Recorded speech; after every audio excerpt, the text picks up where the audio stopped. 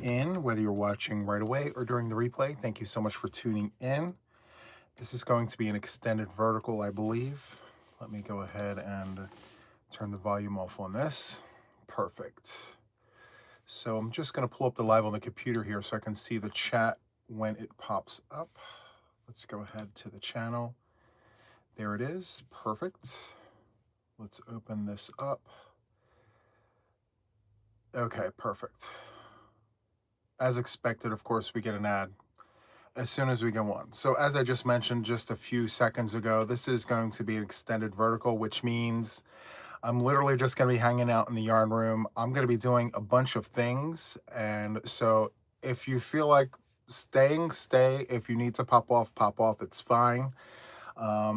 I don't know how long I'm going to be on today, but it's going to be extended. So if you're looking for a crochet buddy to just yap about all the things while you work on your projects, you pick the right place. And so hopefully this is of interest to you, and hopefully you guys have a good time. So I'm happy to see all of you guys. Welcome in. Got another ad. Let me go ahead and scroll these ads. Anyway, hi everyone. Welcome in. Super happy to see you. I'm on my phone. I'm not on the computer. So my words are backwards this time around, and that's okay. It's on a vertical. So yes, nice surprise, little pop-up situation. Hello from London, Maggie. Thank you for popping in here. I appreciate you. Who else do we have here? We have Mary Ann. Hello to you. And Janet. Hello. A bunch of new names that I haven't seen before. Very happy to see you guys here. Thank you for popping in here. So anyway, what's on the agenda? What are we planning on doing for this extended vertical live? So we're going to do a little coffee and cake session. I'm going to clean up my yarn. I'm going to have you with me for that. Also, finally, at long last, I'm going to unpack my Addy. And so here it is. I kind of sort of opened it, but I didn't unpack it, if that makes any sense. The styrofoam and everything is still in here. So we'll take a look at that. And then also, with the help of one of our members, Donna, she sent me a link to an orderable piece that I can attach to the Addy that automates this whole thing. So I'm going to set up that whole automation thing and plug it in and see, what that's like. I'm very excited about that. So yeah, hi Serena, welcome in. So happy to see you. Patrick, hello to you. Hello, Juan. Have you gotten any of my emails by chance? So I don't know if you're aware of this, but I usually take 2 days off a week. And normally this is my day off. So no, I haven't checked any emails. If you sent them beforehand, I haven't gotten to them yet, but I will. Thank you so much for sending me those emails. I was looking for one of your videos to work on my baby blanket, but live is better company. Yes, it is. It's always good to be live. And you know what? I got to tell you, it's so much fun to just go live and interact with you guys. For me, it's just the whole interaction part. I really like it. I find it to be very, very cathartic and relaxing for me to just be able to hang out with you guys. So I'm glad I'm able to do it, So again, let me just tell you, however long you want to hang out, by all means, go for it. If you can't hang the entire time, don't worry about it. Again, this is an extended live. I don't plan on being here for just an hour, so do your thing, okay? Meanwhile, I want to open this. So this is what I got. So Dee Vecino sent me this in Happy Mail a few weeks ago. And I don't know what's been keeping me from opening this other than the fact that I think I wanted to unpack it with you guys. I wanted to record like the whole unboxing. What does it look like when you purchase one of these? What does it look like on the inside? I wanted to share that experience with you guys because this is my first Addy. And so I wanted to share that with you guys. So, all right, let's do it. I have a table here that I'm going to be working with, like a portable table. Here is my ball winder. I thought about plugging in the electric one, but there's something soothing about just cranking it and talking and all the things, Anyway, the Amazon package, I still haven't opened it. This is the automatic part that gets attached to the Addy. Haven't touched that yet. I plan on doing that. So there's that. And I need to move you guys this way so I can see the chat. Sorry about that, guys. I want to see. Snowy Cat. Hi, Juan. It's 3:07 a.m. in the UK. Just popping in to say hi and good night. Hello to you. I hope you sleep well, rest, and do all the things. Stay warm, okay? Sue Ann said, I made 17 hats on my Addy in the last 5 days. Really? Wow. Linda says, Boggy ended and was trying to figure out what could keep me company while I crochet. Happiness is finding. Oh, thank you. Guys, I really appreciate that. Thank you so much. Love that. My day has been very, very packed. I'll use that word. So most of you guys know that, like, I design and I crochet, and I spent the last 12 to 13 hours crocheting today, various projects and designs and things. There's one project that I designed that I just finished a few minutes ago before going live. So the whole entire thing is finished. Like, I've crocheted the entire thing. And so now I'm going to be recording the tutorial. I'm going to record the tutorial for it, and then I'm going to roll it out. My whole process about that whole thing has changed. I used to tease, and then I would like start crocheting it. And then by the time the tutorial and everything rolled out, I mean, we've discussed it 25 times. This time around, I haven't said it to anybody. This is the first time I'm actually telling you guys that I've actually finished a project and I'm about to roll it out. So I'm excited about that for you and for me and for us. Okay, so I need to open this up. Let's see here. Can you guys see the top of the box? Yes. Okay, good. So let's go ahead and open this. That's probably not the best tool to use. And Andrew, thank you so much for gifting a membership. And let's see.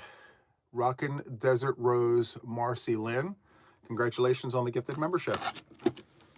Okay, so when we open this up, this is what the inside looks like. Ooh. Let me tilt this to the side and show you all the things. So the inside of the box looks just like this. It looks like at the bottom of the pack or the box, there's a bunch of goodies there. And so let's open this up and see. So I think these fold back. Hopefully I have the angle correct so you guys can kind of sort of see inside the box. So let's pull this out. It looks like the legs are not on here yet. So this is the table. This is the Addy Express King Size. Addy Express King Size, and I believe there are 46 needles, I think. 46. Yeah, 46. So let's put you over there. It looks like we've got some extra needles and things here that come in the box. There's 4 white needles and 1 black one. And then there's this, is that a darning needle? Hold on, let me see this. This might be a darning needle.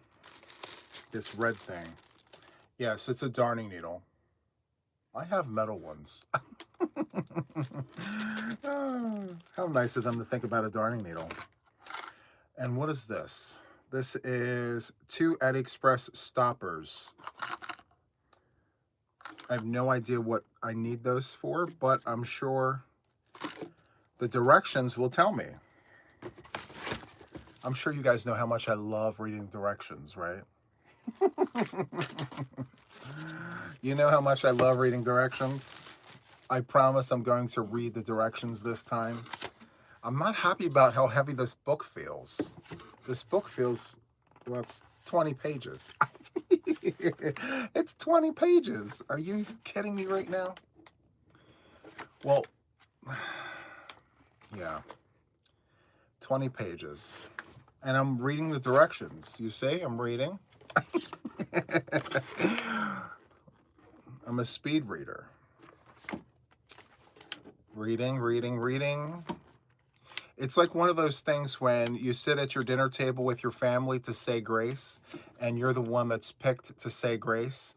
And so everyone holds hands and you tilt your head, and then you get ready to say your thing, and all you say is grace. It's your turn to say grace, Juan. Okay, grace. Oh, that's how it feels when I'm reading this, you know? Read the pamphlet, Juan. Reading. Done. I read.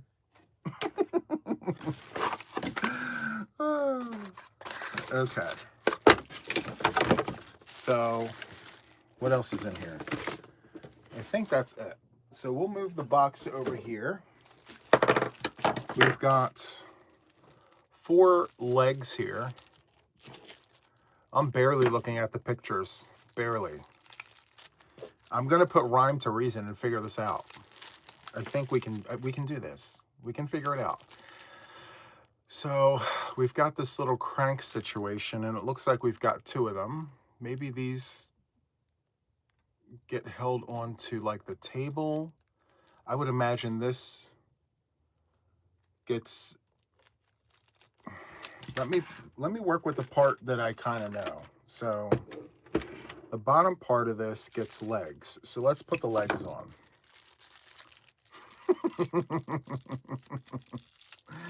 Aren't you guys liking how I'm doing this? If anything, let it be some entertainment, you know? So we're going to screw the legs in. I was able to tell that these are the legs because looking at the picture on the box, it kind of like, you know, put the circle into the circle and the square into the square. So let's go ahead and put the legs on. There are 4 legs here. So I'm going to put this one here.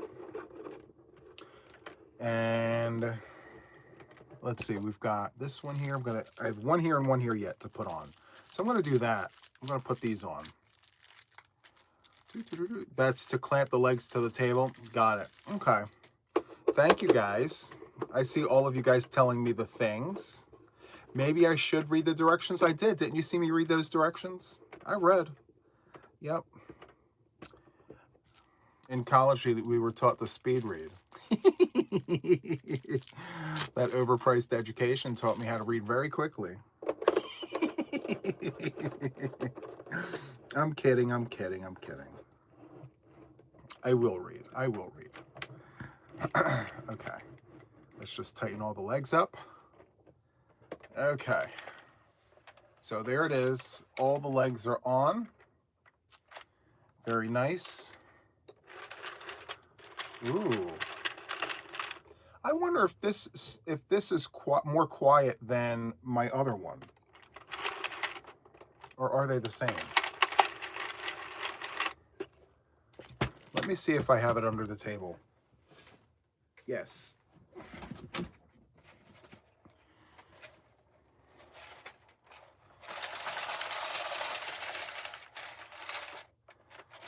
Okay, so hold on.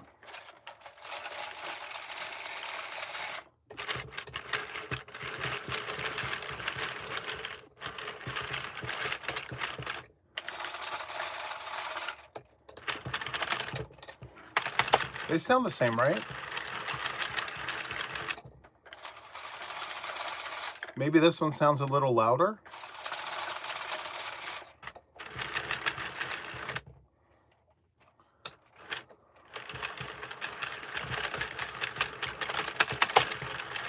I feel like once it passes a certain point,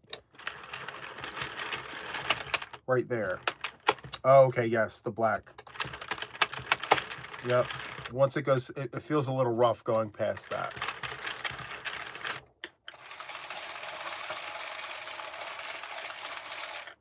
So this one here is called the Prim Maxi.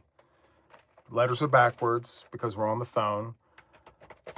The Prim sounds a lot less sturdy. Addie and Prim ASMR, right? Too bad I don't have the microphone set up. How awesome would that be?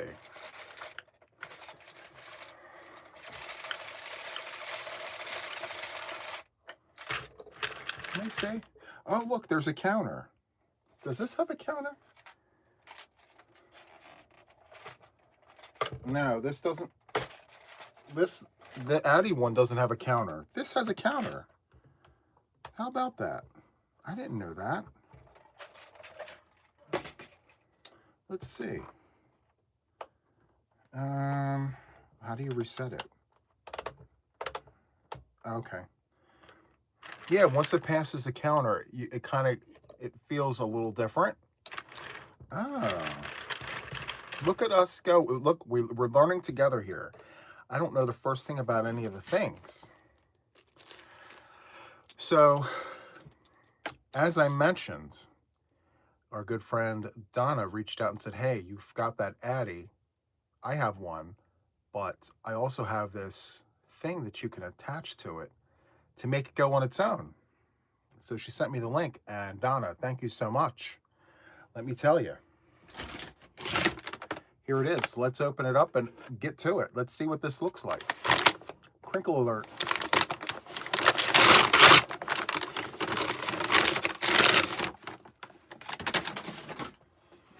So here it is. This is what it looks like. Well, the box anyway. Let's move this out of the way. Let's put you over here. All right. What is tapping at my shin? Okay. All right. Where are the scissors? Let's do this.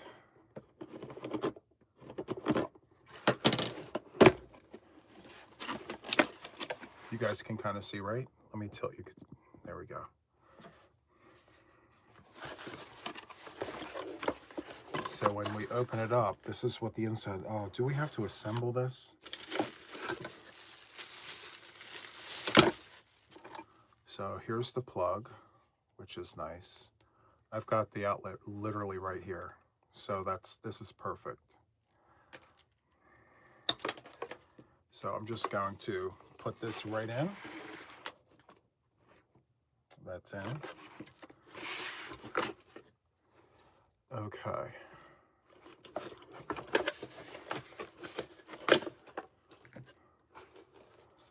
Okay, so this looks like it attaches to the side of the machine. More directions. Are you kidding me? All right, so we've got this thing here. Oh boy.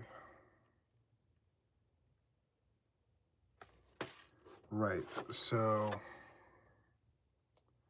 I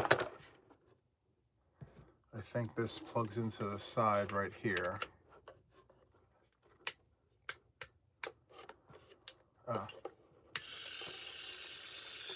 Okay, so it works.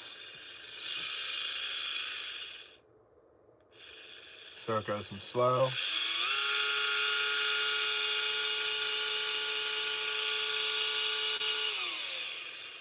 Okay. Do you hear that?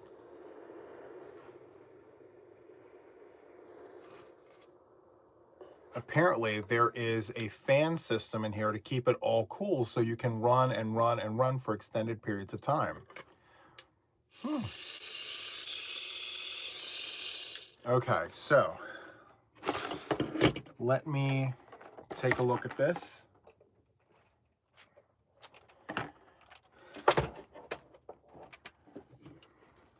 Something is telling me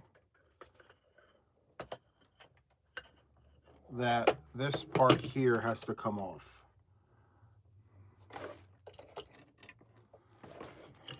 Right?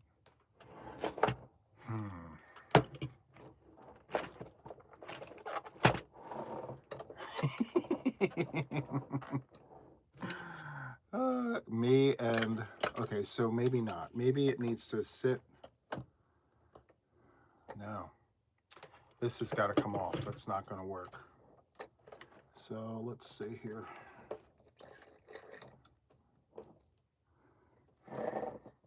It looks like I need a Phillips screwdriver.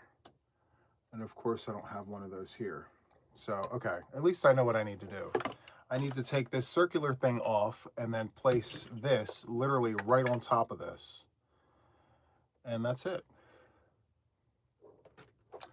And then there's clamps that hold this to the bottom of this. This. kind of sort of sits under here like this, I believe. Do you guys like my deductive reasoning? Like how I put all the things together? I will read the directions. All right, let's just put this in here. At least I know it works. So let's go ahead and put this in here like this. Okay. I didn't know I was going to need a tool.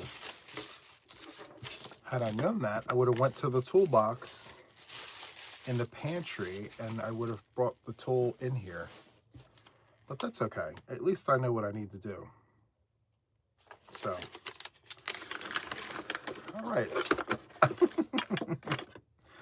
Another thing, when you go to repack a box, do you guys have that issue where it just doesn't fit the way it used to? It just, you're asking yourself, how did this all fit in the first place? Maybe it went like that. Now that's sticking up.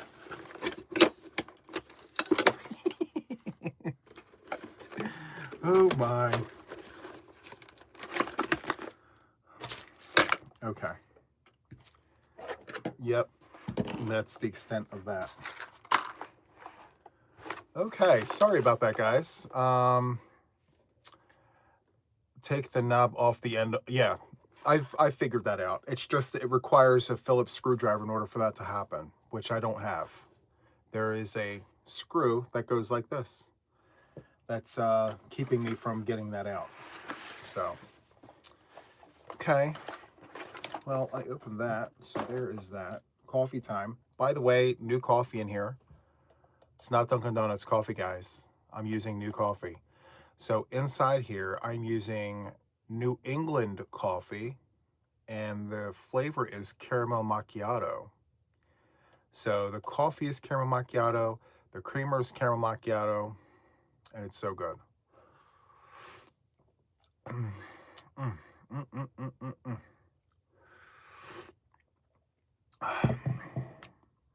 I also bought a big bag of Dunkin' just in case I didn't like this. I did. I bought a bag of Dunk's coffee just in case it turned out to be horrible, and then I was going to go ahead and give the leftovers to Penny next door and be like, here, Penny, I've got coffee for you.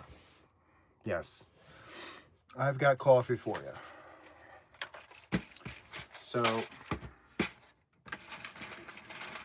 start here. Where is, am I going to do white? I'm conserving yarn, guys. So, I'm going to work with this. No Dunkin' at the world end, right? I know, but you know what? I saved myself just in case. I'm like, well, what if I don't like the coffee? I don't want to be stuck with a whole bag of coffee that I don't like. I'll just pawn it off to the neighbor and I'll go back to my Dunks. I love New England coffee. The Southern Butter Pecan is my favorite from them. That's, you know what, my issue right now that I'm having, first impressions, is I don't feel like it's strong enough. I feel like it's on the weaker end. Dunk's coffee is pretty strong. So I'm going to give it a chance. You know, I usually drink a whole pot before I make my decision and be like, okay, I like this or I don't like it, you know. But we shall see. So anyway, let's go backwards to right. All right.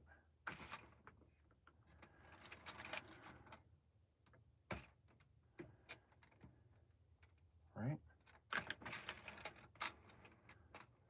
You kind of sort of have to weave it.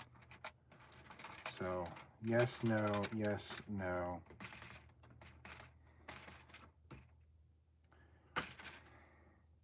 Yes, no. So you have to weave it around all the teeth.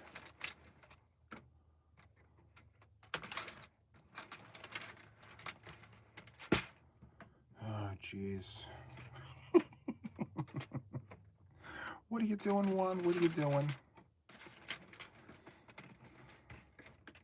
Already, guys. Do you see me?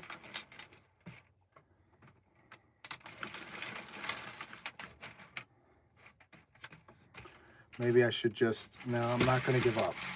We're going to do it. I'm going to do it. All right, so I know I'm supposed to weave this. I need to go in, out, in, out, and out. So this is the working yarn. This should go inside there. And then this, okay. I think I'm making sense of this right now. And I'm weaving this through and around the teeth.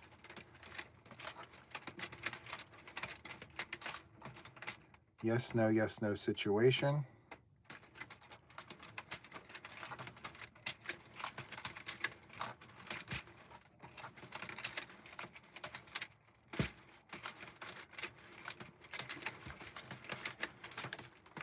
This one has 48 teeth. The Addy that I have here is 46. It's only 2 teeth difference, but okay, so now that I'm back at the beginning, I'm going to feed this through just like that.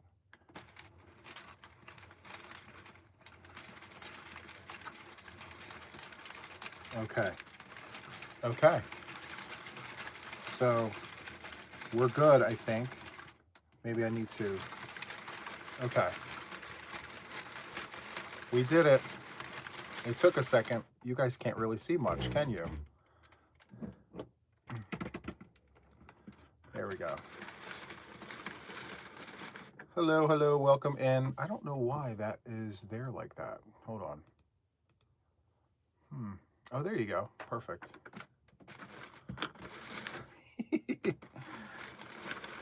It's a little bit of a challenge, but you know what, guys? I'm not going to give up on this. You know? I feel like this yarn is a little too thick. Maybe a DK weight yarn? Maybe? What do you guys think? Oh, something happened. I need to reverse. No. Something came off. Oh my gosh. You kidding me right now? Look, all these stitches just came off. Oh my stars. Look at, do you see that? All those stitches came off. They all just came right off. This is, what yarn is this? This is Caron 1 pound in cream. Caron 1 pound. Oh man, I messed up big time.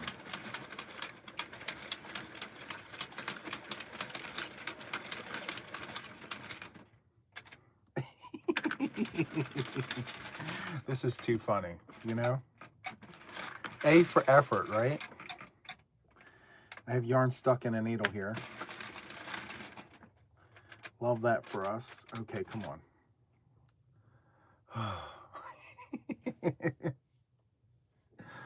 Let's see. The prim can be particular. DK or 4-weight should work well. This is 4-weight. I don't know why it's not working. Maybe I should just try a DK. Do I have DK nearby that I can pull?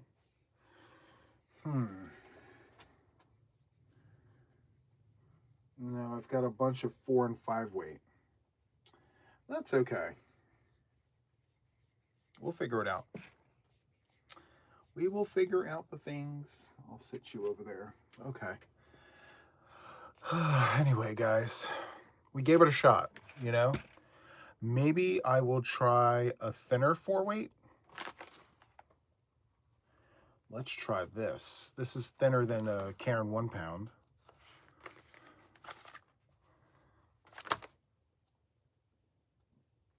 Yeah, let's try this. Right? No. Yeah. No.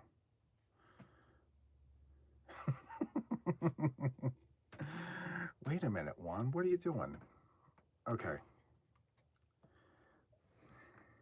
Where's the beginning of the round?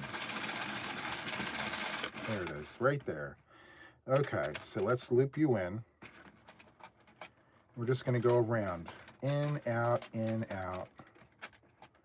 very carefully in, out, around each peg or hook or whatever they're called. Needle, hook, peg, doodad, whatchamacallit, thingamajig, situation. So I'm going around all these. I like that they're numbered. I just realized that. Each one of these little hooks, pegs, doodads, things are numbered. How cool is that? Okay, so we're back at the beginning. And so I think what I'm supposed to do is now put this back in here. All right. And tension matters, so I need to make sure that I don't get caught up here. So I think what I need to do is just pay attention to the way that the machine grabs the yarn. And it looks like it's doing its thing. This is Painted Desert, by the way. This yarn, Painted Desert. Isn't that nice? I love this yarn. It looks so, so good. So good. And I gotta tell you, if I manage to get a hat out of this, I'll be wearing it. I'll definitely be wearing this hat.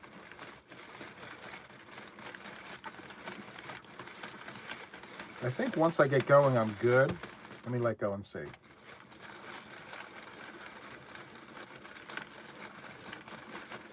Yeah. I feel like it's going to come off of one of these needles the minute I just let it do its thing. But it looks like it's going to go okay.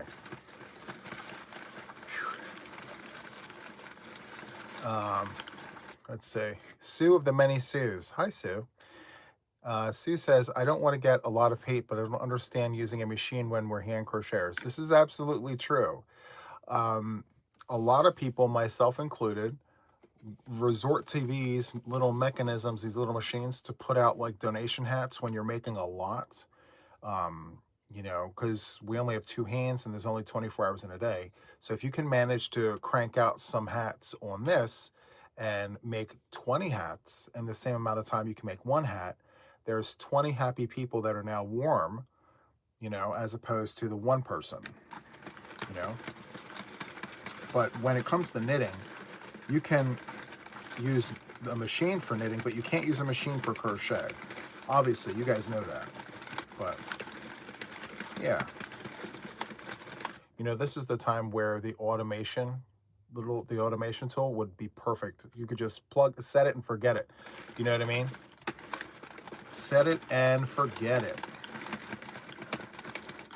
But this is cool too, right? Just got back from knit night and saw you were live. Well, hi, Carrie. Welcome in. Thank you for making it. You need to hold the working yarn for tension control. You know, I'm working out of a flat. It's fighting itself to come out of the skein.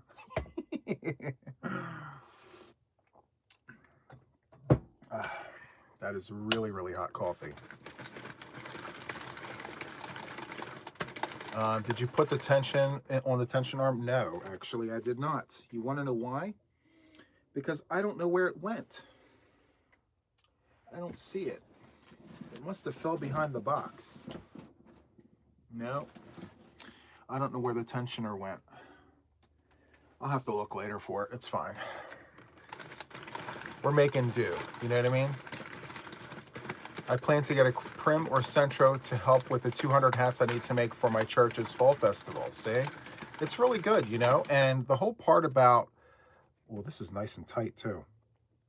The thing I like about these hats is you could just take the ends, like take the tube, fold it in half and scrunch all of it together. And, you know, you can even put a pom-pom up there and piece of cake, you know?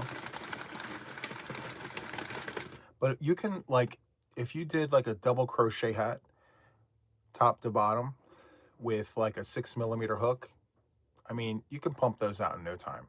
So if you don't have a machine, you can still make lots of hats. Just keep your stitches really simple, you know?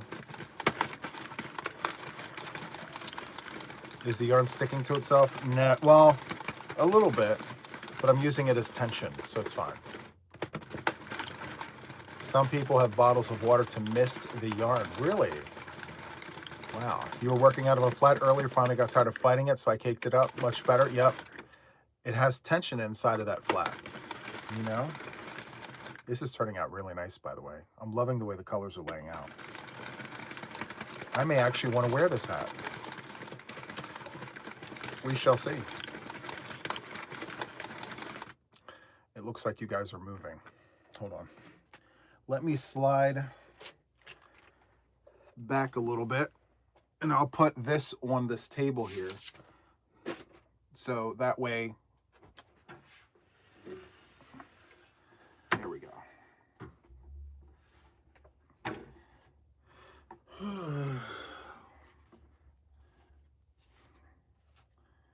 Okay.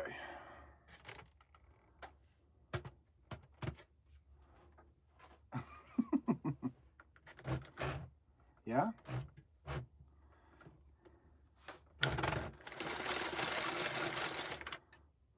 Okay, so this has got to come over here.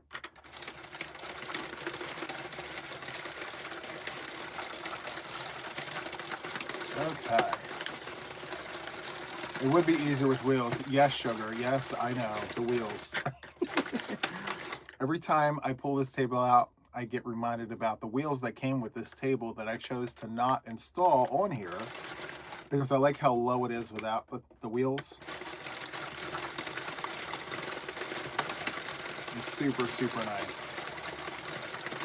The colorway would compliment me. Thank you so much. I appreciate that.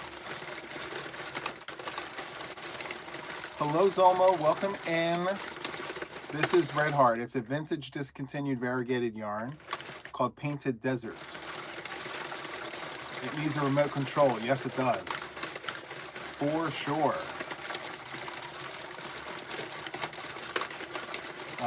Getting into cozies is much better. Yeah, to settle in. Oh, thank you so much.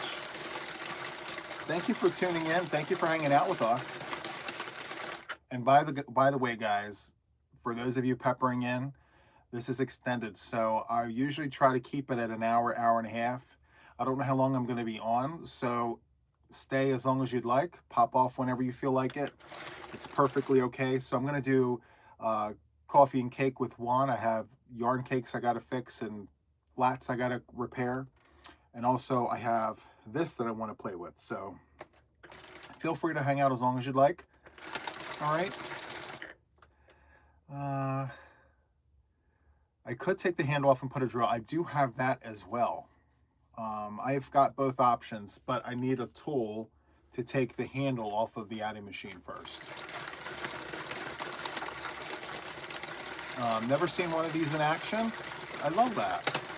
So yeah, all you do is set it and forget it. You just sit here, you crank it until it's long enough.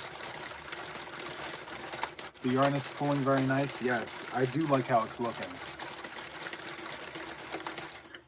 Between us, I don't think I have enough yarn to make a hat. You need quite a bit of, actually it's curling, so never mind. I may have enough. It's actually curling in on itself.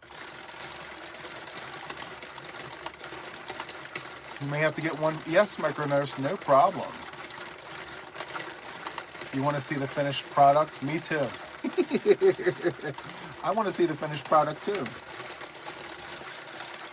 I know there's a way to like hang the fabric to, you know, give it some added weight to help pull it down a little bit.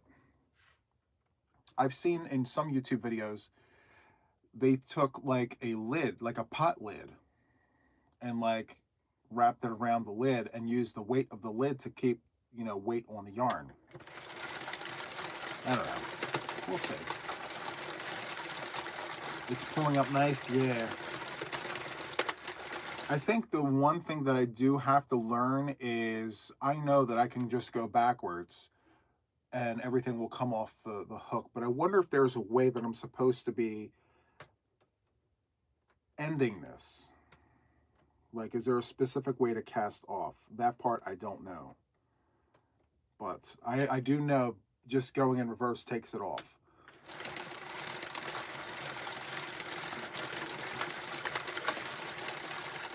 Let's see. This one doesn't have a counter, no. Nope. This one doesn't have a counter, but that's okay. I figured we'll do it until it's about yay long. Now, I have a feeling that when I go to use the Addy machine, I'll crank until I can remember like how many rounds I've done, and then use that number to be consistent with the rest of them. You know what I mean? So, yeah.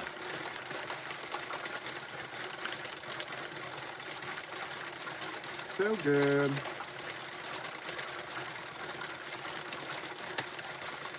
I wish I could bring you guys closer, but that's okay. The needle is how you take off the stitches. Well, yeah, I didn't get that far in the instruction booklet. Don't let it just crank to take the hat off, or you'll have a crazy mess. Should I just keep it on here until I figure out how to cast it off?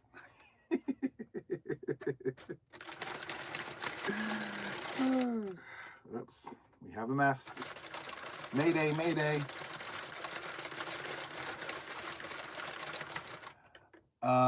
How much is this? I honestly, I don't know. You can always go to Amazon and type it up and find out. This is Prim Maxi. You can go to Amazon and type it up. You can tell the rest of us, because this is 2 years old. So I'm sure the price is not the same. No yarn babies, right? No yarn babies here. It's a shame that the Karen 1 pound had a little bit of an issue with this, because I could definitely make some hats with this. All this is Karen 1 pound up here. Whole wall. I wonder how many hats that would be. Any guesses? If I were to take all this yarn on this wall right here and made hats with it, how many hats? Donna says 135 rounds is an adult hat. Good to know, Donna. I may have to ask you that later. Cut a long tail, thread the yarn through the red needle, and run the needle yarn through each loop needle. I don't know what that means. When I don't know.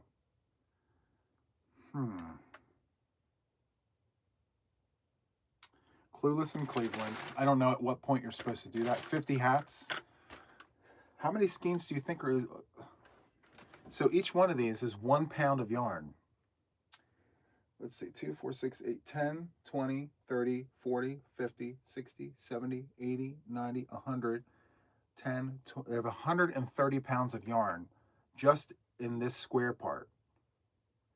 130 pounds. How many hats would 130 pounds? 8 per. One needs to watch how to video on the cast off. Yeah.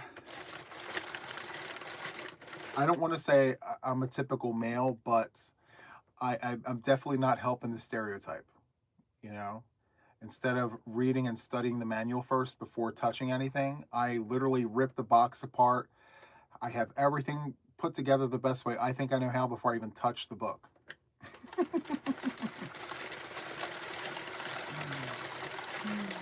That's a lot of hats, right? 130 pounds, sheesh, that's a lot. Yeah, and that's just right here. All Karen 1 pound, and I do have a few of the Pound of Love from Lion Brain up here in the corner. But the vast majority of everything that's here in the box, yeah, it's 130 of those.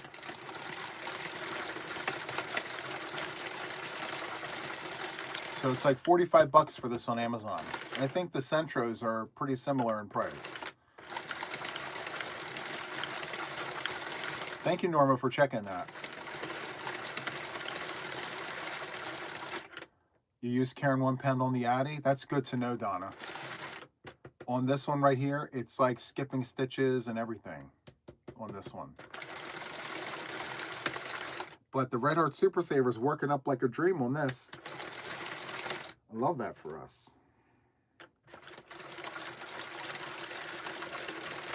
Like a dream. So good. I'm getting yarn babies. Oh, please don't mess up now. Okay. Hold on. Hold on. Wait a minute.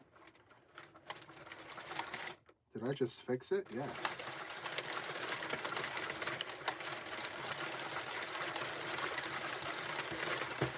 Okay. I got to figure out a better way to angle the camera so you guys can see me and the camera without being so far away. I tried being close, but the table moves. Or my desk. This is my desk, by the way.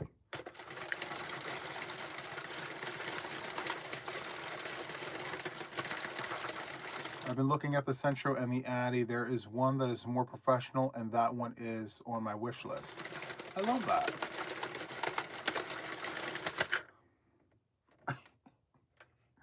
Do you guys see me not paying attention? Oh my goodness.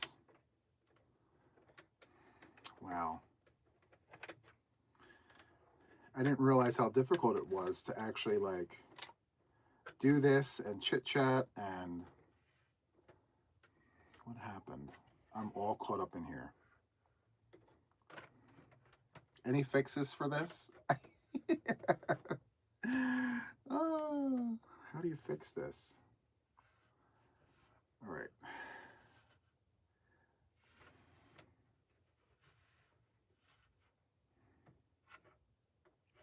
If I go backwards, I'm going to lose the stitches.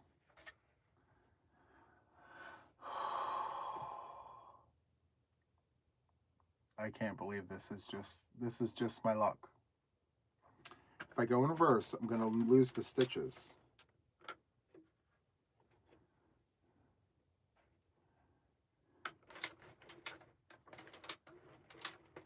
Yep, I just lost it.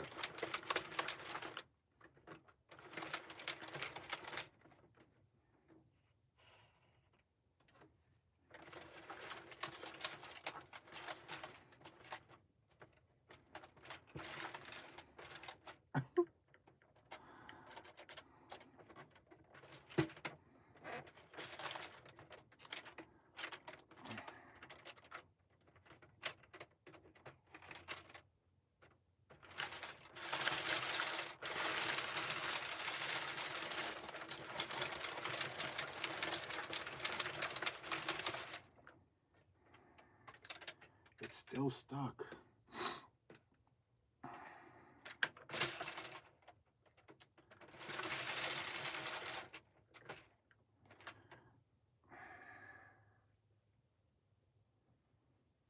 Not bad. Obviously, I have to cake this back up, but I like the way that looks, right?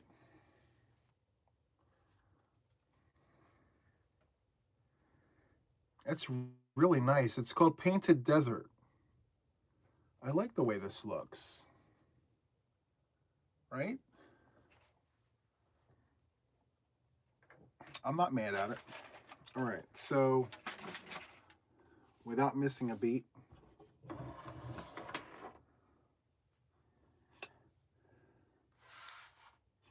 just going to put this in here.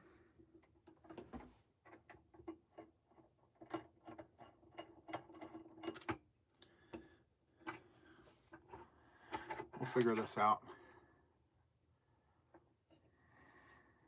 That would be a pretty knit cow. Yep, I agree. 100% I agree.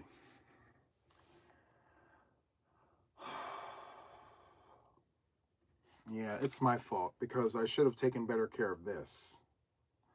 You know, I think before doing projects, you kind of need to know the state of your yarn first. And maybe not try going on a live stream first. You know, let's not try and do that. Oh, let's go live and see how that works out for us, you know? So I think what I need to do here is, let's take, okay, so this is a little unorthodox, but that's okay. I'm going to do that. I'm going to move you over there. Let's see. Ruthie, hello to you. How are you? Thank you for being a member for 22 months. We've got the 2-year anniversary coming up, guys. I started memberships in February. 2 years ago. Let me slide over this way so you guys can see more of this. I'm glad you're doing good. We're all learning, watching you. Have fun. Oh, thank you, Venus. I appreciate that. Yes. Let me do it so you don't have to. I love that. What am I doing here? Okay. Let's move this part out of the way. The best part about using this caker or the ball winder for a knit project is, for the most part, it goes pretty smooth.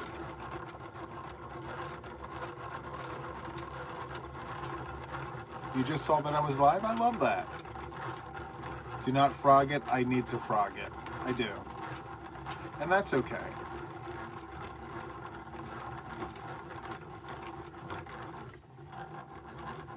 It needs to, and besides, and that's another thing, like, how am I supposed to keep track of my rounds if there's no counter? Am I supposed to manually count every time it goes around? I mean, that's really like, that could potentially be time consuming. You're sitting there paying attention to every time that black pin goes around, and you have to like count every time, like manually. That's not fun.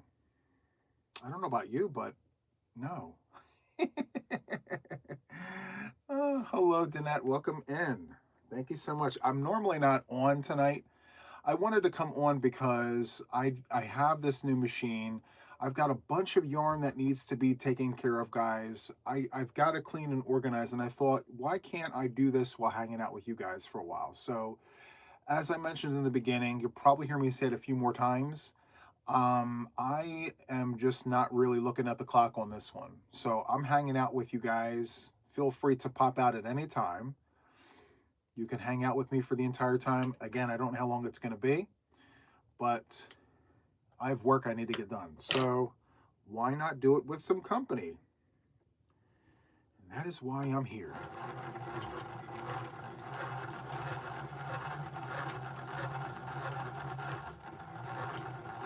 For some of them, you buy a counter to clip on. Oh, okay.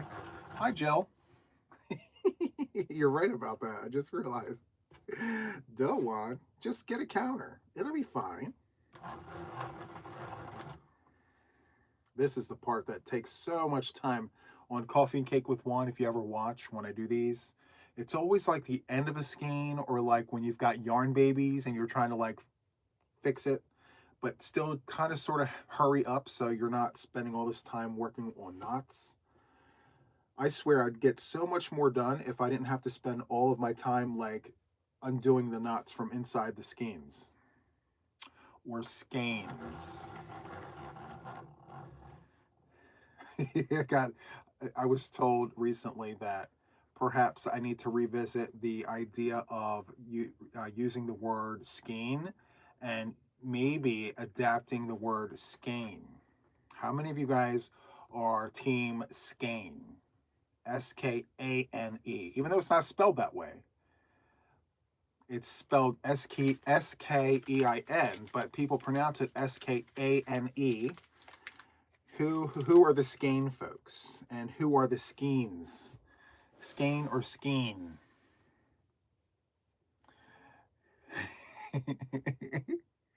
Thank you so much, Norma, for the super sticker. I'm Skeen with 2 E's, Skeen. I don't like to pronounce mine with Skeen, even though that's probably the right way. I don't know. Tomato, tomato. You know what I'm talking about when I say it. Skeen, right, Jeremy? Team Skeen with 2 E's, Skeen.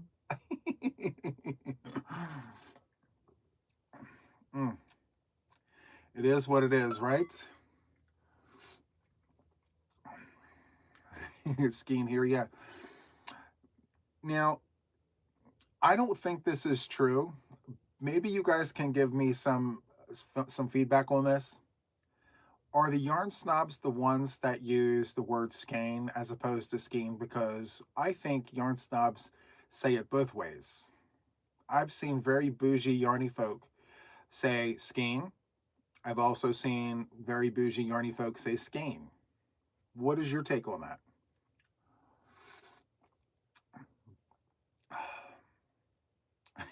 Team balls. I like using the word donut, you know, for those round situations, donuts.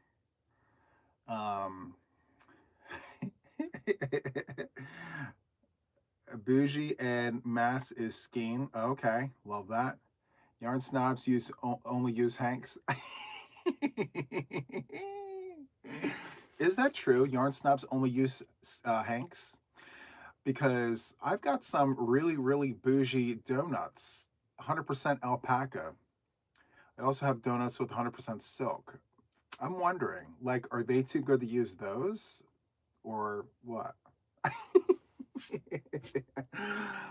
Something tells me you're right. Like, they will only use, like, those hanks. Storm says donuts or donuts, right? My goodness gracious. Kind of like that thing in your car that holds water to a cool engine. What you call it? Right. The whatchamacallit. Mm-hmm. Exactly. I've got another flat I need to cake up. This is Loops and Thread Soft Classic. We love Loops and Thread Soft Classic in this house. Okay. This won't stay like this for long. But it's nice to not have it as a flat, so. Love it, love it. Oops. Say radiator. Radiator. Radiator. Sometimes it is gimme, gimme, gimme, gimme. Oh, I love that. One, are you bored? I'm never bored. I'm here with you guys. Never bored. Nope. I'm only bored when I'm not with you. Went to Ollie's today. Hope I can use all that 5-weight yarn I bought. Had 15% off. I love that, Raggedy Ann. I got some myself. I'm trying to make is it a rectangle fifi? I'm making something with it. If you're comfortable the way you say it, right. Well, thank you. Radiator, radiator. Oh, radiator, radiator. So, I don't know if you know this, but in Philly, we have our own little, it's regional, I think. So, most places say the word TOWEL as towel. We don't say it like that here. And even though I'm in Delaware, the tri-state area, everyone in the tri-state area says they're from Philly, because if you're within an earshot of Philly, you're from Philly. But I did live in Philly proper. However, towel. That's how we say it here, towel. Instead of towel, we say towel. And then instead of water, we say water. And then we say the word, well, home. We overemphasize home. It's kind of embarrassing, like, saying it out like that, because that's how we say it here. Home. Yep. Towel. Water. Yep. We have a bunch of words like that are regionally just to this tri-state area. Water. Danette says, New Yorkers say water. We say water with 2 O's. Water. And how many of you guys say spigot or faucet? We say spigot. We don't say faucet. Well, nowadays people are saying both, but back in my day, it was always a spigot. The wash. Faucet. Yeah, we say spigot. Oh, and the ATM machine, we don't call it the ATM machine here. We call it the Mac machine. Are you going to tap Mac? That's how we say, are you going to the ATM? No. Here we say, are you going to tap Mac? Yep. You're going to go tap the Mac? I said that around complete strangers and like, what? Tap what? What do you mean? What are you going to go tap? I love it. And we overemphasize our O's, like hoagie, like we hoagie. Mm-hmm. Love it. That's how we say it. You know, we're unapologetically ourselves over here in this tri-state area, which I love so much. And it's really funny because when you live in Philly and you see cars from out of state, I'll be specific on this one. When you're living in Philly and you're driving around Delaware drivers, we're always telling the Delaware drivers they don't know how to drive. You know, they're the worst drivers, Delaware drivers. And then now that I'm in Delaware and I drive around Philly drivers, I'm like, you folks don't know how to drive. I don't know if it's just a constant thing. And I say that too about the New Jersey drivers and their jug handles over there. So their roads are very different than ours. They have jug handles because they don't make left turns. I don't know if you knew that, but in New Jersey, their left turns on the highways only come from jug handles. Anyway, I just think they drive weird. No offense to the New Jerseyans, but you know what? They say that about us too. We all say that about each other all the time. Yes. And then one time I drove from Delaware to Florida, and let me tell you, the whole way down, I'm like, they don't know how to drive. And in my experience, South Carolina, right? Was it South Carolina, Kim? Let me tell you, South Carolina has some crazy drivers, okay? I mean, it's one thing that their roads are really wonky down there, but like the drivers on top of that, they're just...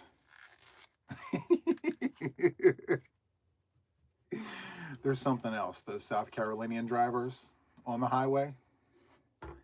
Very nice. What is a jug handle? Like a roundabout. So it's just, you're driving down the highway, and in order to make a left turn off the highway, you have to come off of a jug handle. So it's like an exit, and then it curves, and then it intersects the highway. And then in order to make that left turn, you have to use a jug handle in New Jersey. So, yeah. California drivers.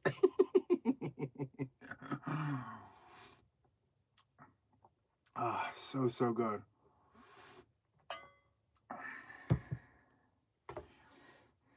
I haven't driven in Atlanta, no. I have driven through Georgia, but, you know, the outer skirts, the I-95 corridor of Georgia was pretty decent in comparison to South Carolina. North Carolina, very good drivers in my opinion, but surprisingly enough, the Virginia drivers were really good. Yeah, because I've driven through Virginia a lot, going to Texas and going to Florida and things. I think Virginia drivers are good. I don't know about DC drivers, but Virginia drivers are good. South Carolina, no. Every time I drive through South Carolina, there's always something, you know?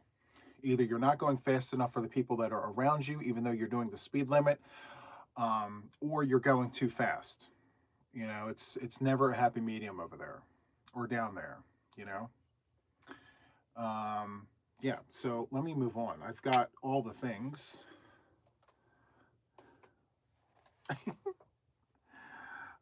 Flats, flats, and more flats. Let no time be wasted. You know, use every opportunity you can to do this. And you know, I got to tell you, I've been spending a lot of time organizing my yarn rooms. This is the one thing that I always put off. I always put this off. You know, caking up the flats, getting it organized, get all the yarn balls into a bag of their own, you know? So this is a really great opportunity to do that. So like, if if you have this same issue where your stuff is piling up, I would say carve out just, even if it's 15 minutes, just say for 15 minutes, I'm not going to touch my crochet or my knitting. I'm just going to organize, you know, take a Valium before you drive through DC. You know, I got to tell you, now that you mentioned that, Richmond, Virginia, driving through the I-95 corridor through Richmond, Virginia was an experience, let me tell you. Like, unlike any other. It almost reminded me of DC, but like when I went through DC, I went through, I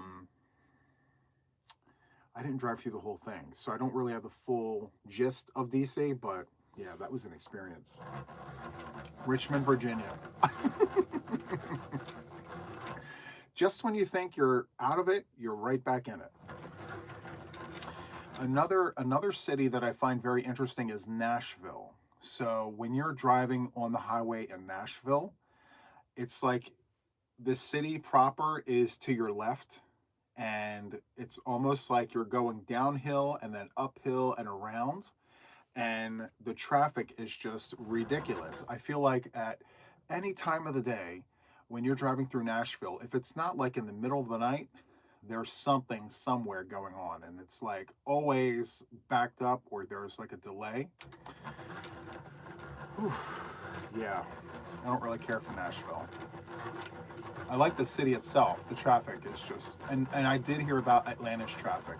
I'm afraid to even go anywhere near Atlanta's highways just because I hear how congested it gets down there.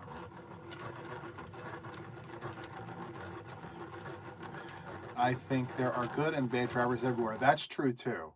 That is very true. Like, yeah.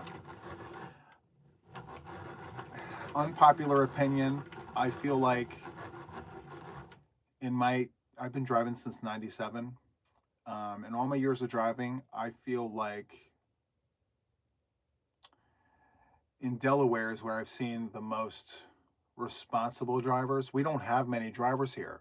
There's only like 5 people living in Delaware, guys. It's the second smallest state. I mean, there's only 3 people living in Rhode Island. In Delaware, there's only 5. And Kathy's in the audience, so there's 2 of us. There's only 3 other people living here in Delaware. So I feel like us drivers here in Delaware are pretty good, all things considered. Did my mom drive? Yes. My mom did drive. Hi, Kathy. My mom did drive. And she had to take a special test because she can't hear. She's deaf. Yeah, deaf mute. She had to take a special test. She took a written and then she took 2 physical driving exams. And she drove a 1968 Volkswagen Beetle. She drove a punch buggy, and it was a light blue. It was a powder blue punch buggy. That was my mom's car. She had it for such a long time. I think she had it from 68 to, from what she tells me, like 1980. I was about 1 when she traded in the car. So yeah, she traded the punch buggy and the Volkswagen Beetle in for a Buick. I think it was a Buick LeSabre. It was a boat. It was a huge Titanic looking thing. She went from like this little car to this huge thing. Never understood. Punch buggy, no punchbacks. Yes, I remember that. Yep. My favorite punch buggy was the yellow punch buggies. I always laughed at those. I thought they were hilarious. Who drives a yellow car? And it's like sunshine yellow. Hilarious. I love it. You drove a 64 and a 68 Beetle. Super nice. My mom loved that car. She said that if it didn't die out on her, she would have still had it. Actually, you know what? Now that I remember, she didn't go to a Buick. She went to a Honda. I don't know the name of it, but it was a Honda car. Yeah.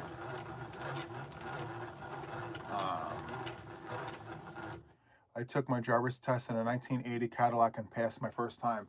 Well, believe it or not, I failed my first time. I took my test in a Ford Econoline. It was a 1984 Ford Econoline van, and so the van had no rear view mirror. It only had two side mirrors, and the entire van had no windows. And I had to parallel park that thing. Well, I failed. I don't know what I was thinking. Why did I think about taking my driver's test in a van that had no windows? It only had the two side windows in the front. My goodness gracious. Anyway, I went back and I retook the test in a what was it? A 1989 Ford Escort hatchback in gray. And I passed. So I failed the first time because I couldn't parallel park the van. And then I passed the second time, which was nice. And again, I got my mom made me wait until senior year to get my license. Even though I was eligible to drive as a sophomore, she didn't think that it was safe for me at 16 to be driving. So, and I told her, I said, Ma, blame the state. Pennsylvania, back then, I don't know about now, but back then, Pennsylvania allowed 16-year-olds to carry a license. And so I was ready. I was 15 years old, waiting for July 31st to come around. I was practicing for my exam. You know, I was ready to take that pre-test and all the things, and my mom literally put a halt to it. She's like, nope, not happening.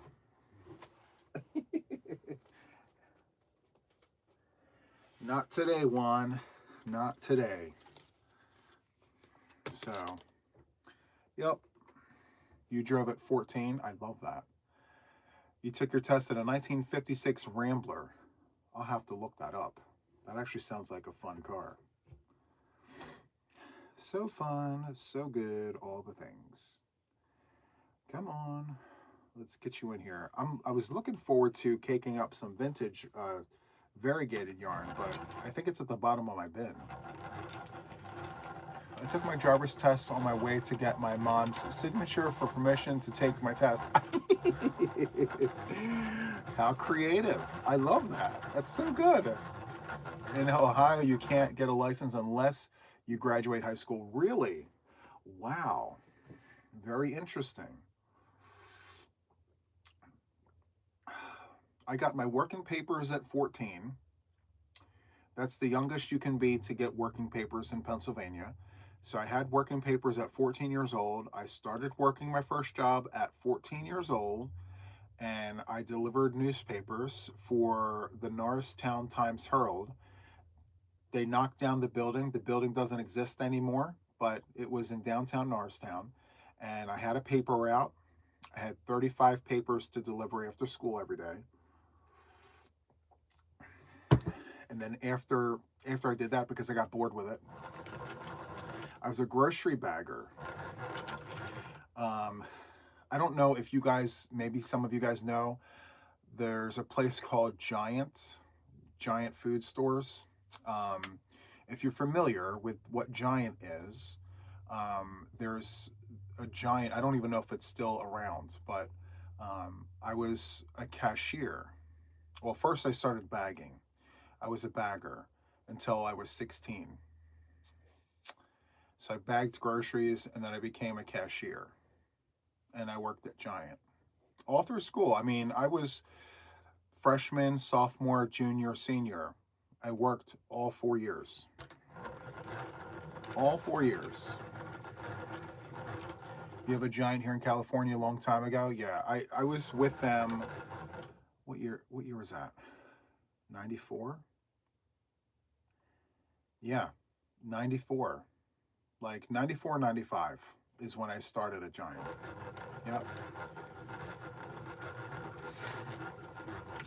Giant is still around in Ohio. It's called Giant Eagle. Oh, okay. Interesting. Love that. Norma, have a good night. Thank you so much. New York was 16 back then. I don't know what it is now. I feel like the laws of the land have changed.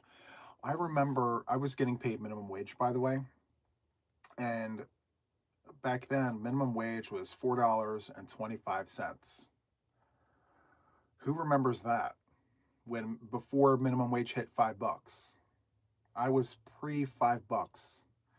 That's telling of my age. I'm so embarrassed to say that, but like I worked for less than $5 an hour. I was a teenager, but still. And I felt like I was making buku cash, guys. I thought I was in the money house. I remember when a slice of pizza and a soda was literally $3. And, you could catch a movie at the matinee, a slice of pizza, and a soda for less than $10. And you would have change left over. $2.13 an hour first job, $4.50 an hour. Yep, lollipop. We're the same era.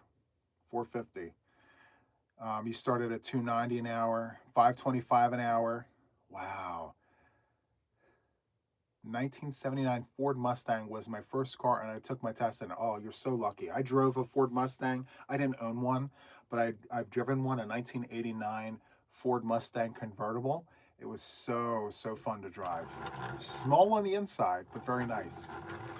16 in New York to drive with permit, 17 to drive by yourself. Wow. Your first job paid $1.45 an hour. Wow. But see, I also feel like the cost of living was a lot different. Like, you guys see those TikToks where they talk about like cost of living and things?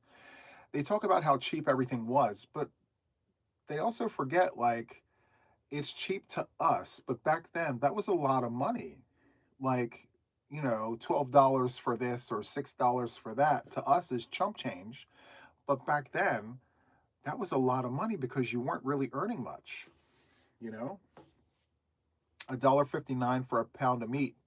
I mean, may not seem like much to us here, but when you're only making $1.10 an hour, you got to work like 2 hours to get a pound of meat and then get some change back, you know?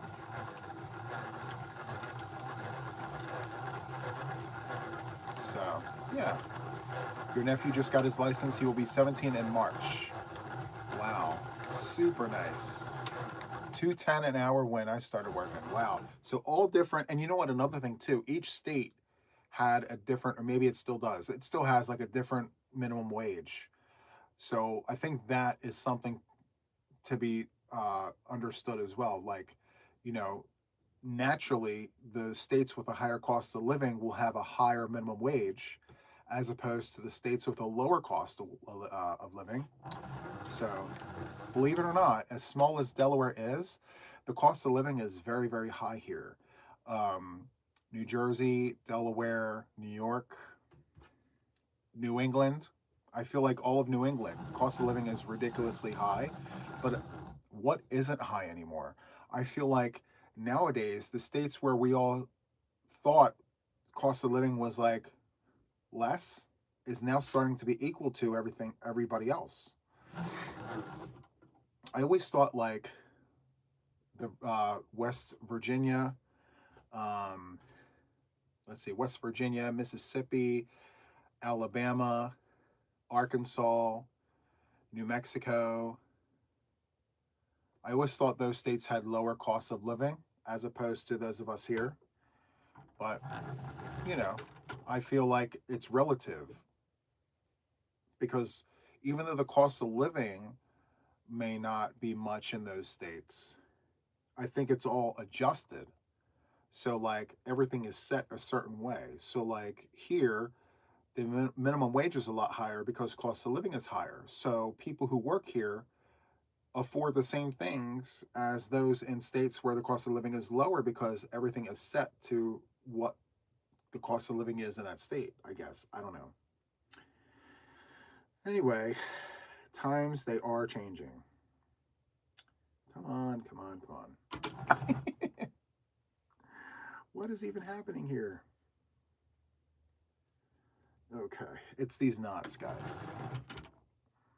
Every time I get to the end of these flats, it's always a thing.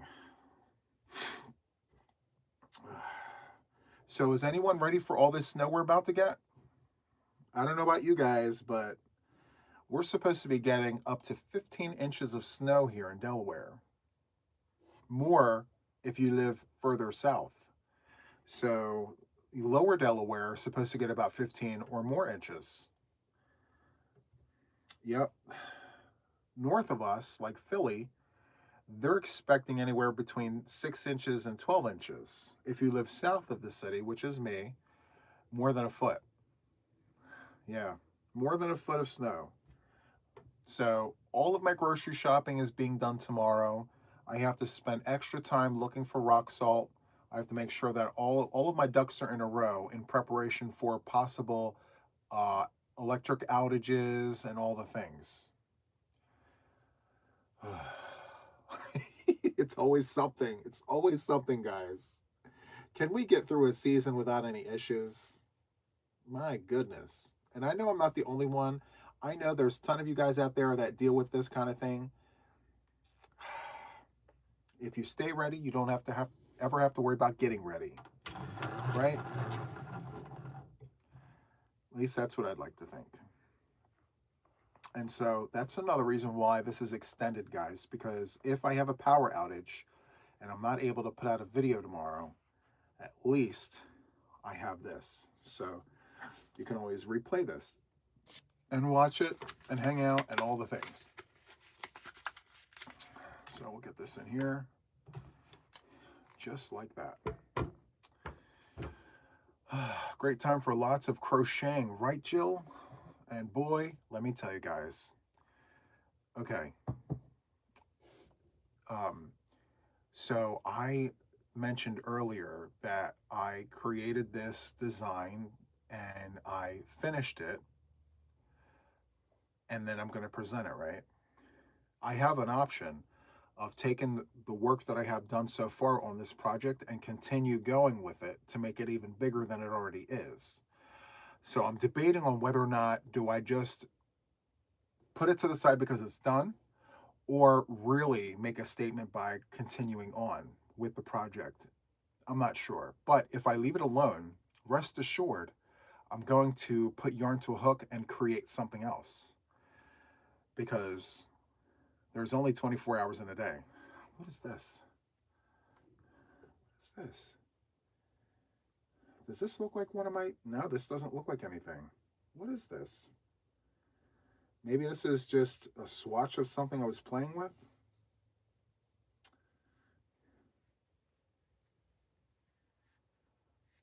I do this all the time, guys. I'll sit here and I'll crochet something. I'll put something on the hook and I'll forget what it is.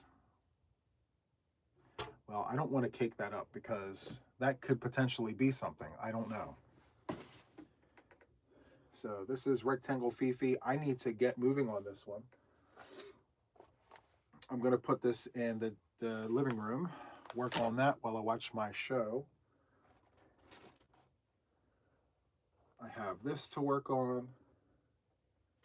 Let's see. I've got that needs to be done. I've got this. The whole bin is like this, by the way.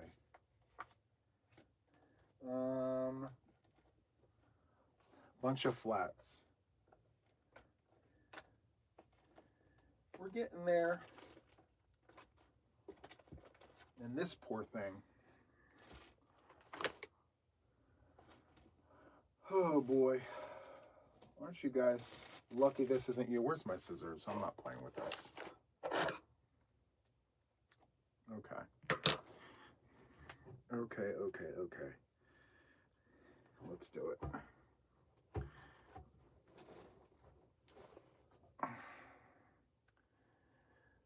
What is happening here? Do you guys see this? Something happened. Okay. All right, so I'm just going to move this over here. We're going to start with the orange because it's the most deprived. Look at this poor thing. Just a hot mess. Is this the inside? Yes, this is the inside. Okay. It would be a really, really good thing if I can get that entire bin all caked up.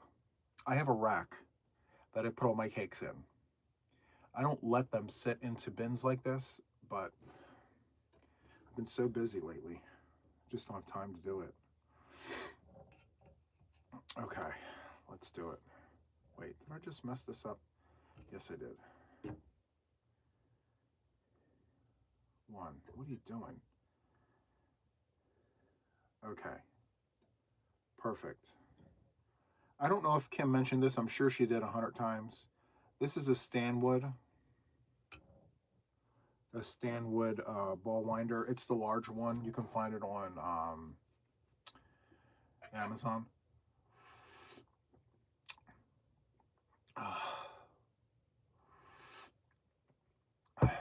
So good. Good night, Soma. Thank you so much for peppering in or coming in here. I always say peppering. I don't know why. I don't know why I say that. What happened? Okay. What brand? Yeah. Oh, someone asked. Oh. I swear I didn't even see the chat. And someone asked. I love it. Good night, good night, good night. Yes, I have other ball winders. I have a wonderful electric one, which I absolutely love using. I have to get used to the tension because it's a really good one. Like, if you don't watch it, it can go and do all the things before you look down. You know? With this, I feel like the movement, the motion is very relaxing. Hi, Evangeline. Welcome in.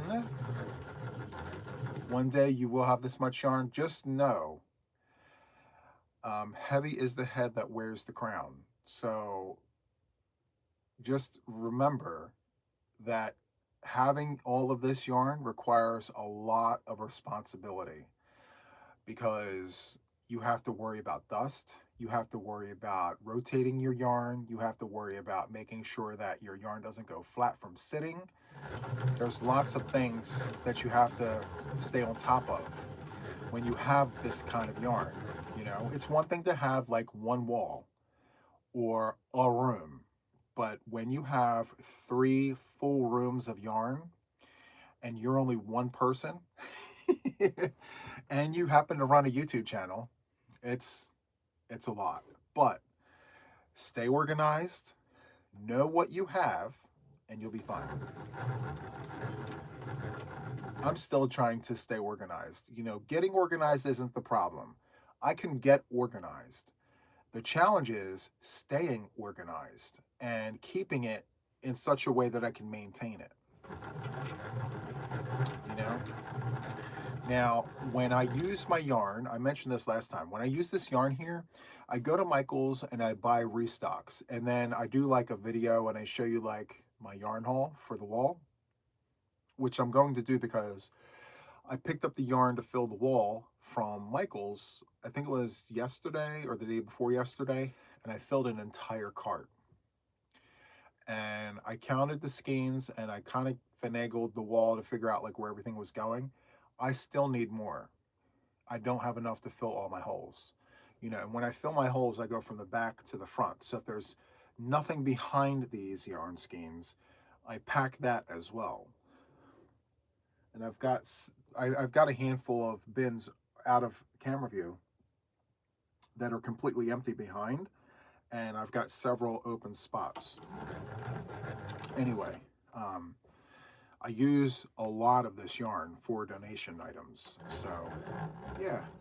By the way, if you're in the States and you have a Michael's near you, it's buy 2, get 1 free. So, 1 skein of Loops and Thread Soft Classic is $2.69, which is a deal and a steal. $2.69 for 1 skein. They have Big Twist, but the Big Twist is more money, believe it or not, than Loops and Threads. At least here in Delaware. It's like $5 or $4.49. $4.49 or $4.99. I'm not sure. It's one of the two. One of the two. I do like the big twist. It's a thinner yarn, but I do like it. So good.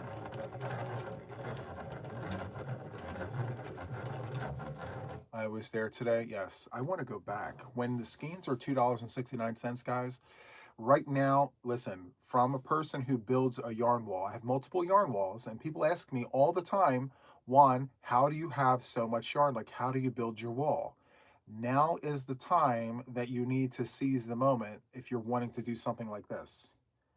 When the skeins are almost 4 skeins for $10, that's when you actually want to get your hands on the yarn. Because apart from it being 40% off each skein, that's the lowest price, like $2 and almost $2.25, $2.30 is the lowest I've ever seen the yarn. But right now it's $2.69 a skein. So yeah, stack it and pack it.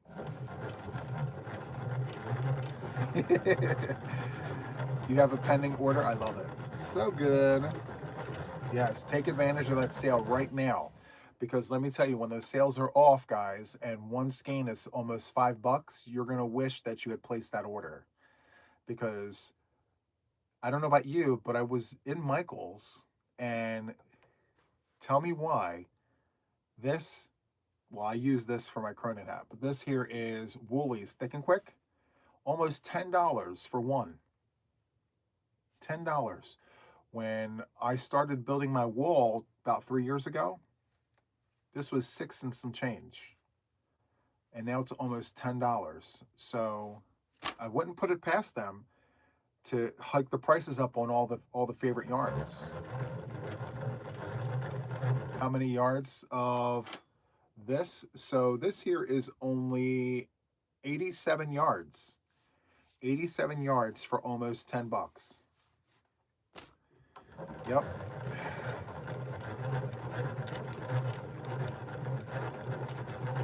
Oh, and Big Twist is 380 yards.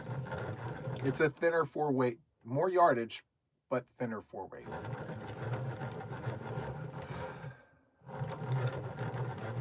Joyce looked it up.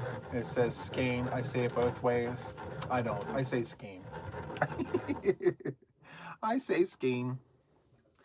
But I think that since it's said both ways, it's just universal at this point, right?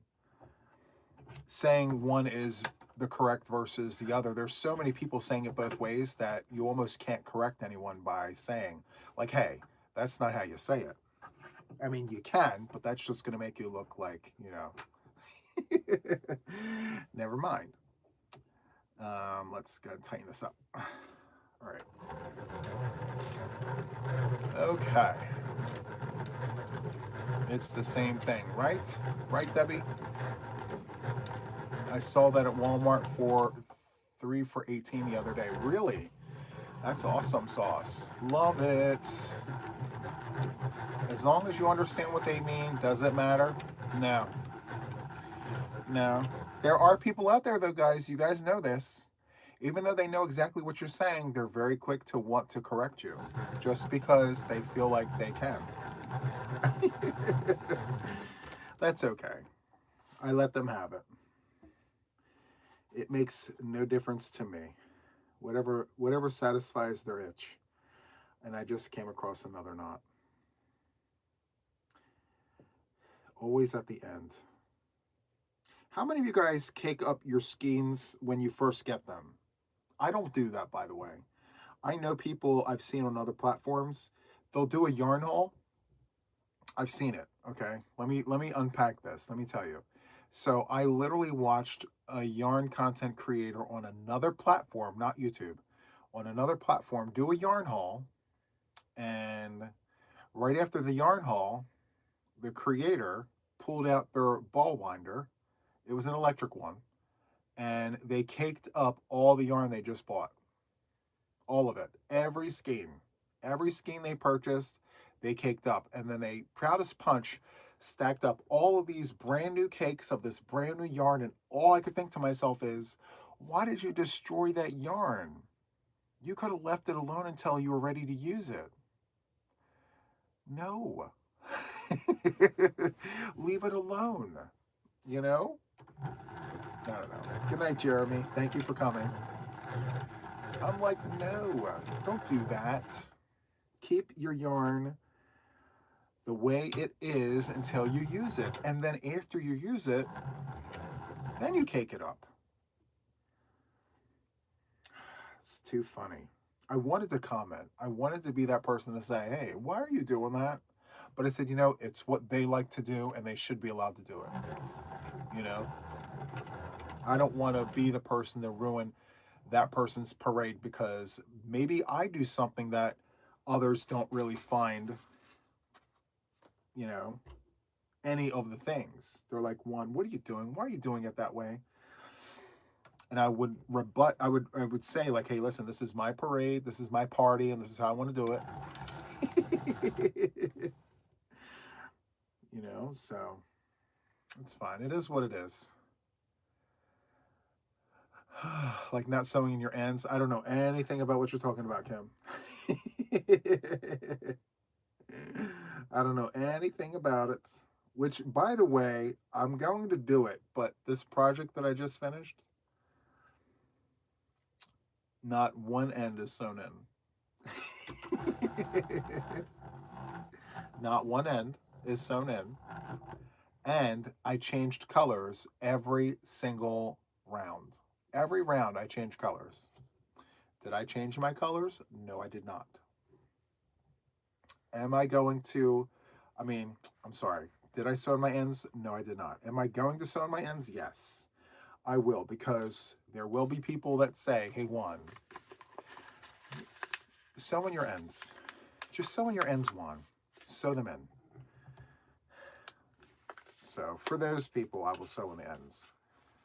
But for me, it would make a great feature, you know, a great highlight, a great moment, you know, a focal point, if you will. We love creating focal points, right?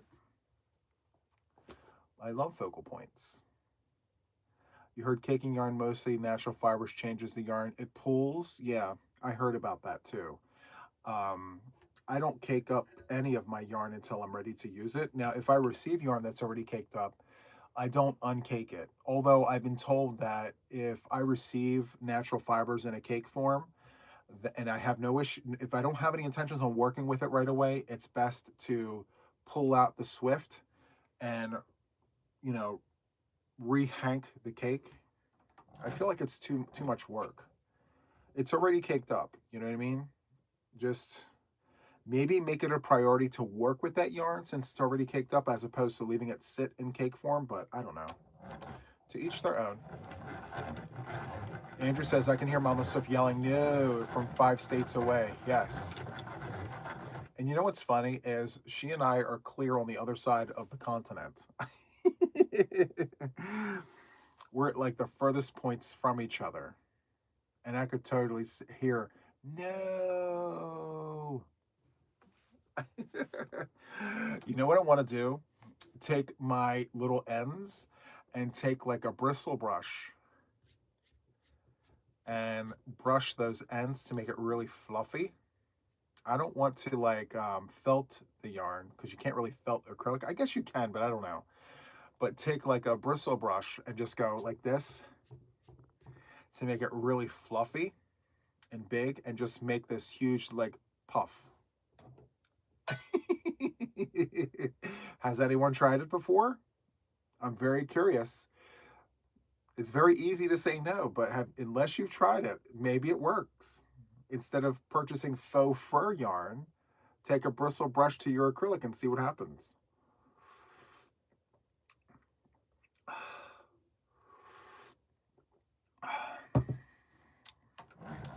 It's a great way to use your yarn, you know? Yes, I'm serious. If I had a bristle brush, I would do it here, but I don't need a bristle brush. I would want to, right? I would want to just be curious and be like, does this create the fluff like on the bottom of a Santa hat? Instead of buying faux fur, could I use white yarn, you know, and make micro fringe all across the top, and then just take a bristle brush to it and brush it out and tease it like you would a fake wig and make it real big and fluffy.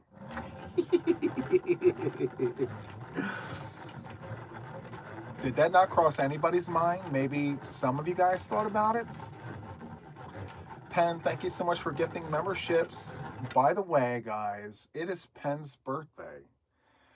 Pen, happy birthday to you. Thank you so much for spending some of your time with us. And congrats to all of the new members of the channel. Next Taco Tuesday make. Very, very nice. I haven't sang happy birthday in such a long time. One of these days I'll get back to doing it. But happy birthday, Pam. Very, very nice. Whoopsie. Yeah, see, when I'm not paying attention, it goes all kinds of crazy around here in these parts. Let's see here. I love Loops and Thread Soft Clack. It is such great yarn. Oh, and before anyone asks, my finished make that I was just talking about was not using any of my stash yarn. Like, the entire make matches. It actually looks like, you know, legit. There was a thought behind it, and the colors, the same colors, run throughout the entire thing. I know that you know that I love using stash yarn, but sometimes I'll pull the yarn for a project and actually use that yarn for a project so it doesn't look like, you know, another Sanford and Son project or another Goodwill wannabe project. You know what I mean?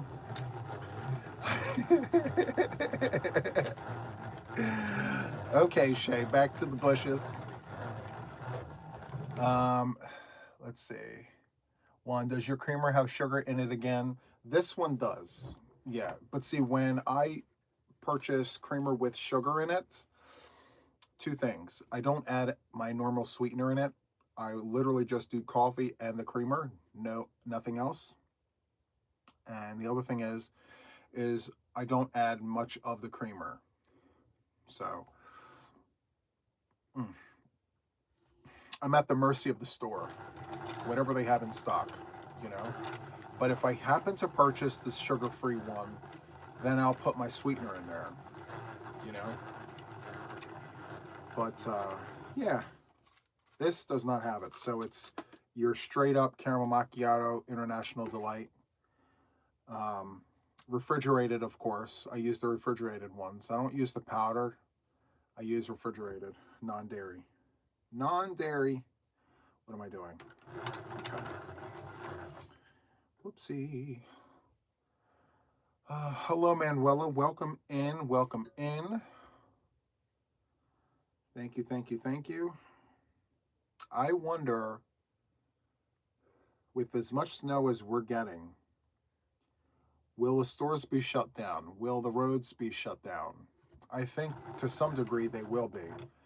So if you're in the path of this this coming storm, make sure that you hit your stores to get all of your essentials before Friday, if you're on the East Coast.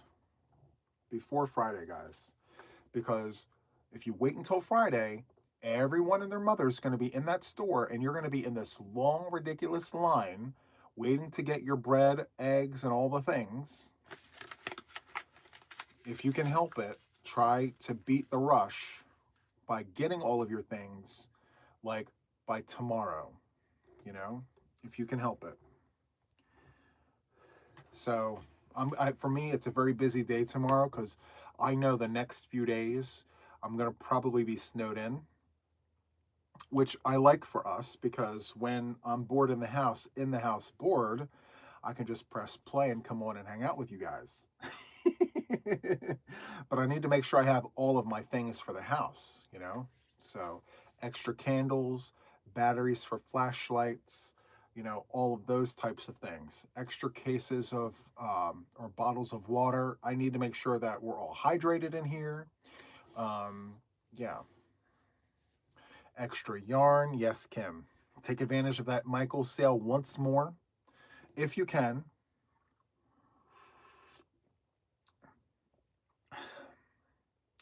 I also wanted to look into some generators. I wanted to look at some portable generators in case I do have a power outage.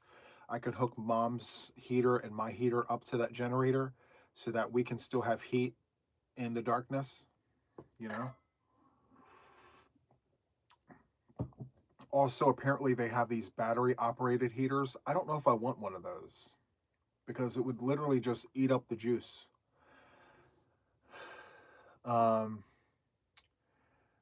Juan, you finally said the brand of caramel macchiato creamer that you use. I've always wondered, but didn't want to be that weirdo that asked. Yes, International Delights. Yeah, I use the International Delight. Not the other one with the weird shaped bottle. I don't use that one. I use International Delight. Yes. They're refrigerated. There's a new snack that I picked up today. It might be my new go-to. I'll have to bring it. It reminds me of a Rice Krispie treat, except it's got like all natural ingredients. It's got non-GMO. It's, you know, free this, free that, this, that, and the other. It's all healthy. And it's 130 calories per bar. It's got no sugar in it, 130 calories. I had one. I felt like I was eating a mouthful of strawberries. It was so good. I'll have to bring this. I'm going to bring the bar in next time and show you what it is that yeah. Very excited about that. So stay tuned. Let's see. You need to add a transfer switch, have an electrician install it. Just it can't just backfeed a generator into your house. Okay, good to know. I wasn't sure about that either. Might be a little too late for that considering the storm's coming Friday, but it's good to look into it and see what's available, you know? I can't remember the name of the snack, and I've already had 3 of them. It's like a Rice Krispie treat. It's like a bar. No, it's not Good and Clean. I can't remember the name of it. Well, after the live, I'll go and pull it and show you guys all the things. Mom is doing good. Thank you for asking. She's sleeping. Good night, Tie-Dye Dawn. Thank you for coming. You're going tomorrow, Donna? Yeah. It's best to go before Friday because everybody's going to be at the store on Friday, and then the stragglers are going to be coming in Saturday looking for all the things that we're all going to need. Rock salt, you know, shovels if you don't have shovels, water. Water's a hot commodity when snow comes.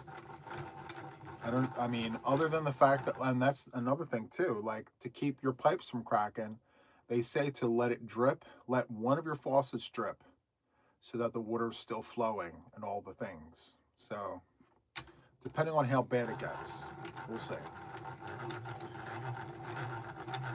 Just put it up next time. It is really good. It is. I'm very excited about it. But you know what? I got to tell you guys, it's not as filling as my other snacks. It's fine, but it's still good. It's a great like snack to have with coffee where it's not too much. You can still, like, if you're eating a snack before dinner, something to hold you over until dinner, this is perfect because by the time dinner comes, you're not still feeling your snack in your stomach. Like, it's very light,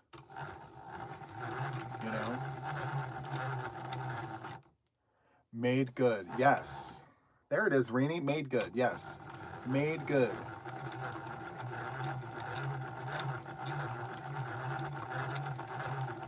The beanie on Matt's head is the Sunday Post beanie. Oh, thank you. I appreciate that. A lot of people ask about that. That's why I leave it up. And I have other hats that I could put on it, but I have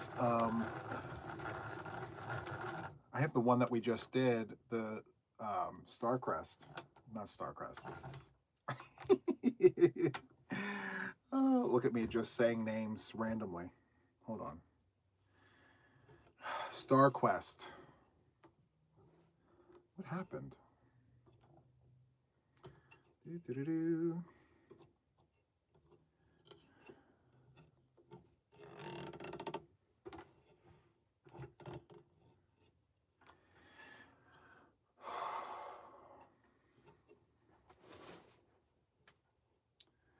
Let's see, what is going on here?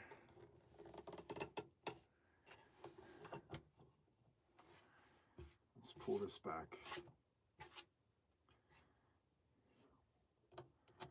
We've got a leaker. Okay, so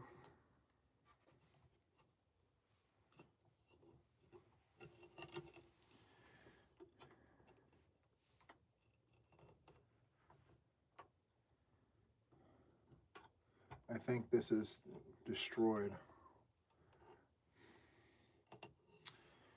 Okay.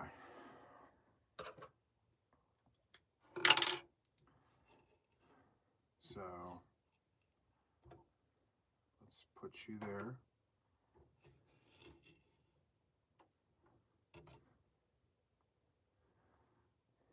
Something happened here. Why is it still picking up yarn?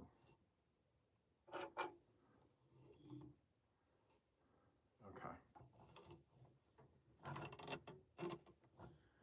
It really did a number on this.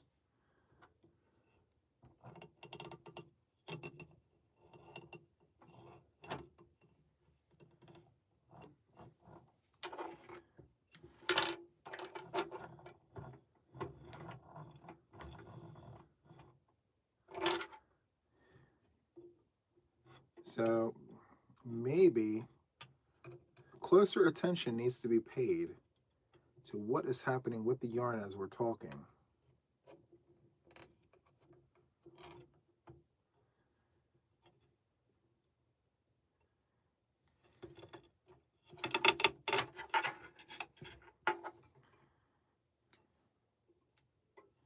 It really got wedged in there.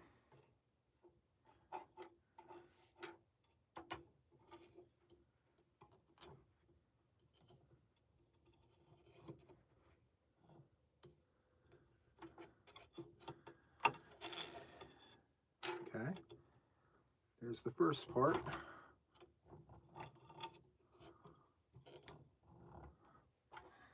We did it. Yay! We did it. Congrats. Oh, okay, I missed some things. Lee, thank you so much for gifting 5 memberships. And congrats to the 5 folks who got memberships. Thank you, thank you. I appreciate the support, guys, more than you know. More than you know. All right, so let's do this unorthodox join. Don't do this at home. If this is how you do it at home, more power to you. But today we're doing this. Okay.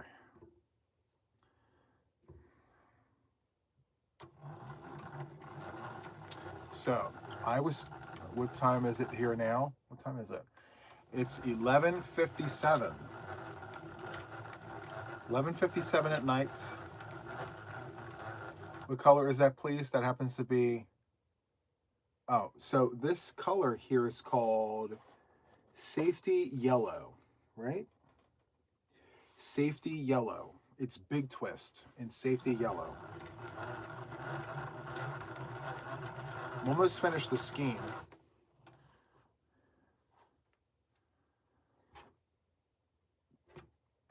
It's a beautiful, beautiful, and I use these bright colors I use for my kids' blankets, for my donation blankets for the kids. I try to save all of my neons for the kids. Or my like neons and primary colors, I try to keep all those for the kids. All of my muted jewel tone things I use for like stitch tutorials and for like donations of other makes and things like my hats. So yeah, so good. All right, So let's do this. We're going to tuck it under just like that. Super nice. I'll take this and fold this over. My friend had surgery and was looking for something to do. I gave her all of my yarn scraps and my ball winder. Taught her how to make a magic knot, and she's making the crazy color cakes. I love it. It's so good. It's really fun making, you know, blankets and things with the scrap cake leftover yarns. So, so good.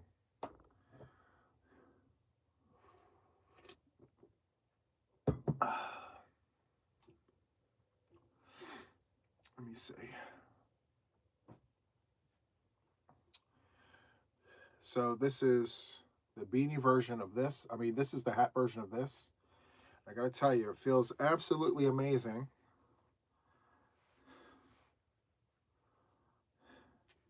Wonderful. Love, love, love this yarn. It's called Walnut. This colorway is Walnut. Hi, Dorothy. Welcome in. Donna needed an assistant. So good. I love it. Okay, what's next? These are fresh, so I'm not going to work with these.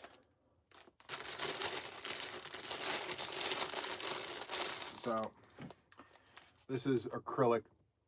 It's backwards, but vintage acrylic.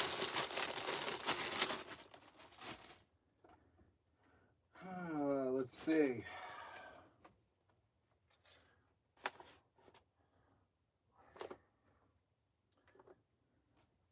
I know this. I know I'm not the only one that has bins like this where you're pulling yarn out like this. I don't even know if that's worth caking.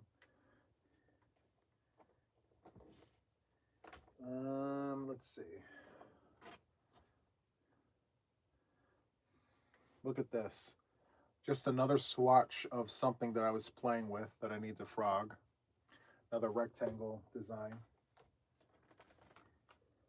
Ooh, let's cake this. This is called Bikini. I love that colorway. Bikini. It's a discontinued vintage variegated yarn. We're going to do that one next. Okay. And then I've got to cake that up too. All right. We're making great headway in that bin. Very happy to see that our pile is dwindling down. But I want to work with this. This is going to look great on the caker. Let's see. So I'm going to sit you there.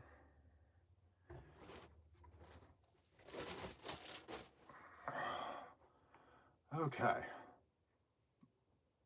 Let's get started. So this colorway is called Bikini. And we're just going to go ahead and put this on like this, like that.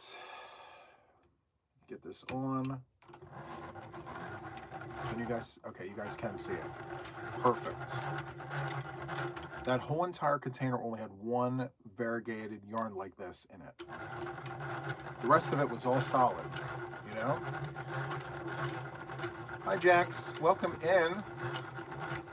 Welcome, welcome, welcome. I see you. You've got yarn you need to cake? Yes. I'm sure we can all find some yarn somewhere, right? One, I'm going to be starting on another 7-pound Nana June blanket. Wow. My son and daughter-in-law asked for a matching blanket like I made for Christmas. That's so awesome. I love that. That's so good. I can't wait to show you this project that I just finished. Can't wait. And the great thing about it is when I go to do this tutorial, it's not a long tutorial. It's very, very short. So I want to say the tutorial itself will probably be somewhere in the realm of 10 minutes for this project. Just a 10-minute tutorial. And yeah, I think you guys are going to like it. I like it. So before I start cranking, I've got yarn around the gears again. Yarn around the gears again, yarn around the gears again. I really have to pay attention to what I'm doing. I start yapping at the gums and then I forget what the heck I'm doing. Okay, so there it is. My goodness. What brand of yarn is the walnut colorway? It's pretty, I love this yarn. It's called I Love This Yarn and the colorway is walnut. Love the variegated, right? It's so good and it reminds me of like color pulling. You know what I mean? Hi, Kendall. Thank you so much for joining the fellows. I appreciate you. Thank you, thank you, thank you.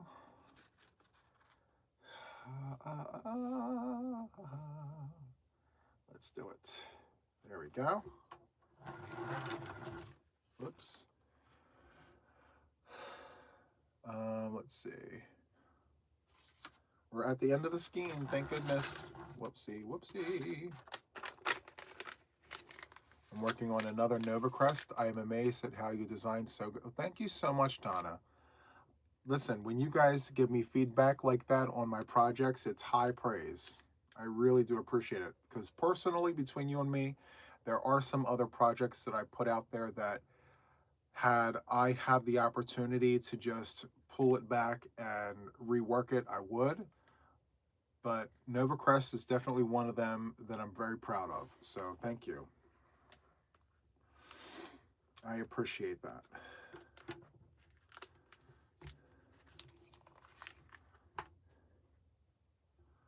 So good.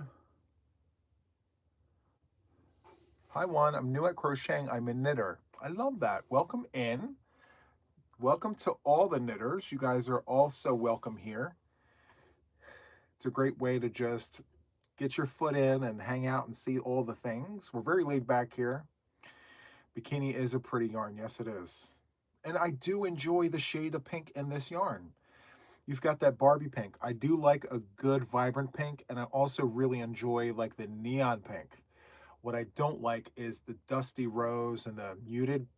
No, I'll save those for someone else, but this is good. I'm doing the Easy Breezy shawl in a cool yarn Donna sent me. Can't wait to show you on Zoom. I can't wait to see it. So exciting. Love your tutorials. I'm learning a lot with you. Thanks. You're so welcome. Absolutely. Again, it makes doing those tutorials very much worth it. I know I don't get crazy kind of views on those tutorials, but that's not the point of them. It's a resource. So just know that, you know, when time permits, I will put them out. I've got tons up there. Just enjoy it for what it is. They'll always be there for you, okay? So let's move on to this colorway. This is called purple, or yeah, this is purple. They have like a medium purple that they call amethyst. I love that shade.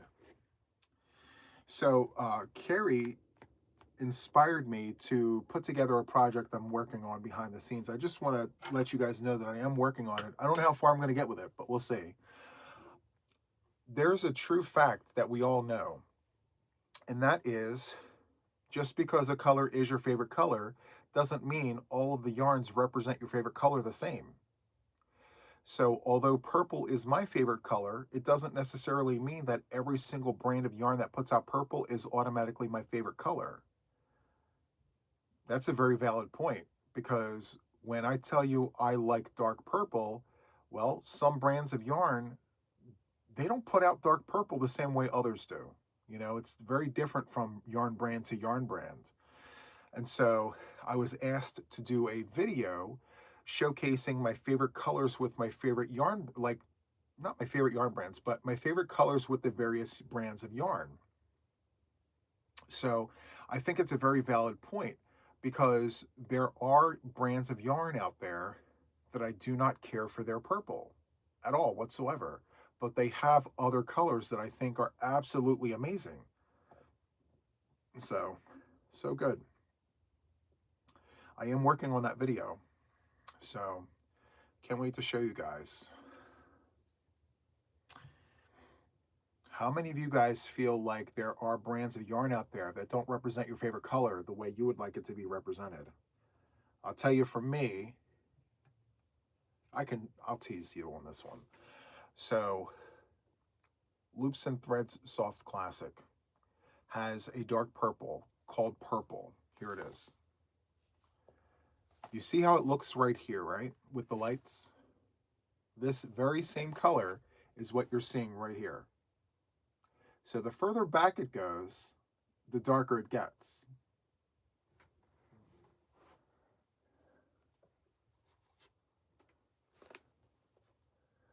See? So don't let the look fool you. Just because it looks dark back there doesn't mean it's as dark as it should be. So is this the shade? Is this the purple that's my favorite color? The answer is no, it's not. My color is aubergine. It's like a dark, deep, dark purple, almost burgundy. It's really, really dark. And there is a brand out there that has aubergine as their colorway, and it's represented correctly, and that is Premier Yarns. So Premier Yarns has aubergine, a super deep, rich, dark purple, and that's my favorite color shade, you know? So I want to show all the different purples, all the different dark purples that they have out there, and the one that shows the correct representation of the dark purple, and show you, like, that's my favorite shade, my favorite color, you know? So anyway, believe it or not, Loops and Threads Soft Classic has some amazing, amazing colorways that other brands just don't do so well. Spa is the colorway. I really like the way they did this color here in Loops and Threads Soft Classic. This up close looks really, really nice. Yep. Spa, Reef, Light Sage, Clay, all of those colors are great. But purple, yeah. They have colors within their color story. They have colors on their roster that didn't really hit home, but many colors that did really, really nice. That bright orange must be blinding. It is bright, isn't it? It's called neon orange. And then especially when you pair it right next to this. Ooh, get your sunglasses. Ooh. Very, very bright. Anyway, I'm yapping and I'm not working. I need to be productive. That was the point. Purple, it all depends on the undertone of more blue or more red. Yes, this is correct. 1000%. The aubergine, I mean, they have purples that are so dark that you can't really see the purple in the yarn unless it's in direct sunlight. Anyway, let's see. You're working on your first cardigan and loving it so far. That's so awesome, Linda. I love that. Anybody else in our audience making wearables right now? How is it going? It's a journey, right? I have to tell you guys, probably what most of you know already, I'm more of like the non-wearable crocheter. Like, I'll do wearables, but my hang-up is our bodies are like yo-yos. They're like rubber bands. We don't always all stay the same size our whole entire lives. I mean, my journey here on YouTube, you can see my whole history. Rubber band. Big, small, medium, all the things in between. So when I'm crocheting these projects, part of me in the back of my mind is like, am I going to be the same size by the time I finish this? Am I going to put on some pounds? Am I going to lose this weight? Am I going to be too thin and it's going to be too baggy? We've had moments like that here. So if I make blankets or non-wearable items, I don't have to worry about it not fitting or it not measuring up correctly. I can just make it and know that it's always going to just be the things that I want it to be, you know? My little personal hang-up, that's all. And yes, Sugar, I've seen your cardigan. Very great job. Beautiful job with your cardigan. You mainly crochet hats, dishcloths, and towel toppers. Nice. Very, very nice. I want to tell you the top item on my list of makes is blankets. I love, love, love making blankets. And it's the one constant thing that I've been doing for 3 decades. Blankets. It wasn't until recently that I started doing all these other things. Um, I mean, am I a shawl person? Am I a shawl person? If I do shawls, it's for the viewership. It's not for me. It's not something that I get excited about and say, hey, I made this wonderful shawl and I get to wear it to the grocery store and show all my friends this lovely shawl that I made. No. I make the shawl for the viewership. I do scarves for myself. I love making scarves, like triangle scarves and things that I wrap around, and I feel very artistic, very bourgeoisie. I love that for me.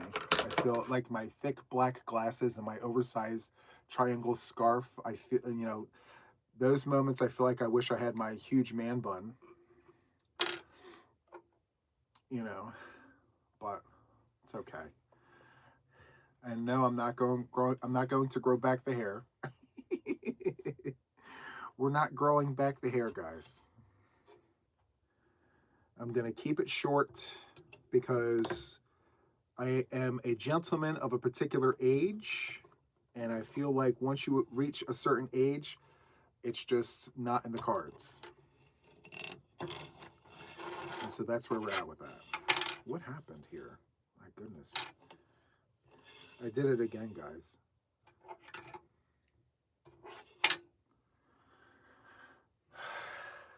That's okay.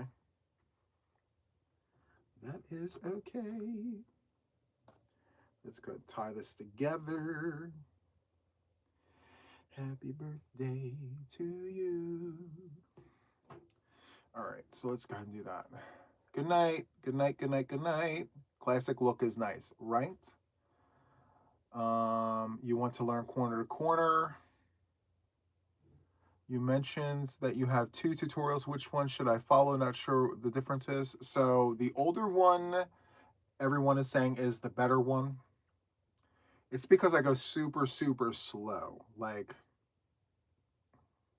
I just literally take my time and I break it down. The members only tutorial is nice too. I think they're both good, but I get rave reviews on the older one with me wearing that really weird beanie. So you can check that one out.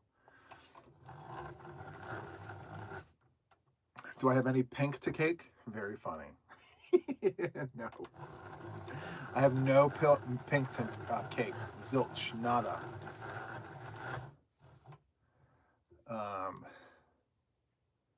Yeah, so again, I mean, corner to corner can be very frustrating at first, but I have to tell you, once you get it, you get it. And it's going to be so easy.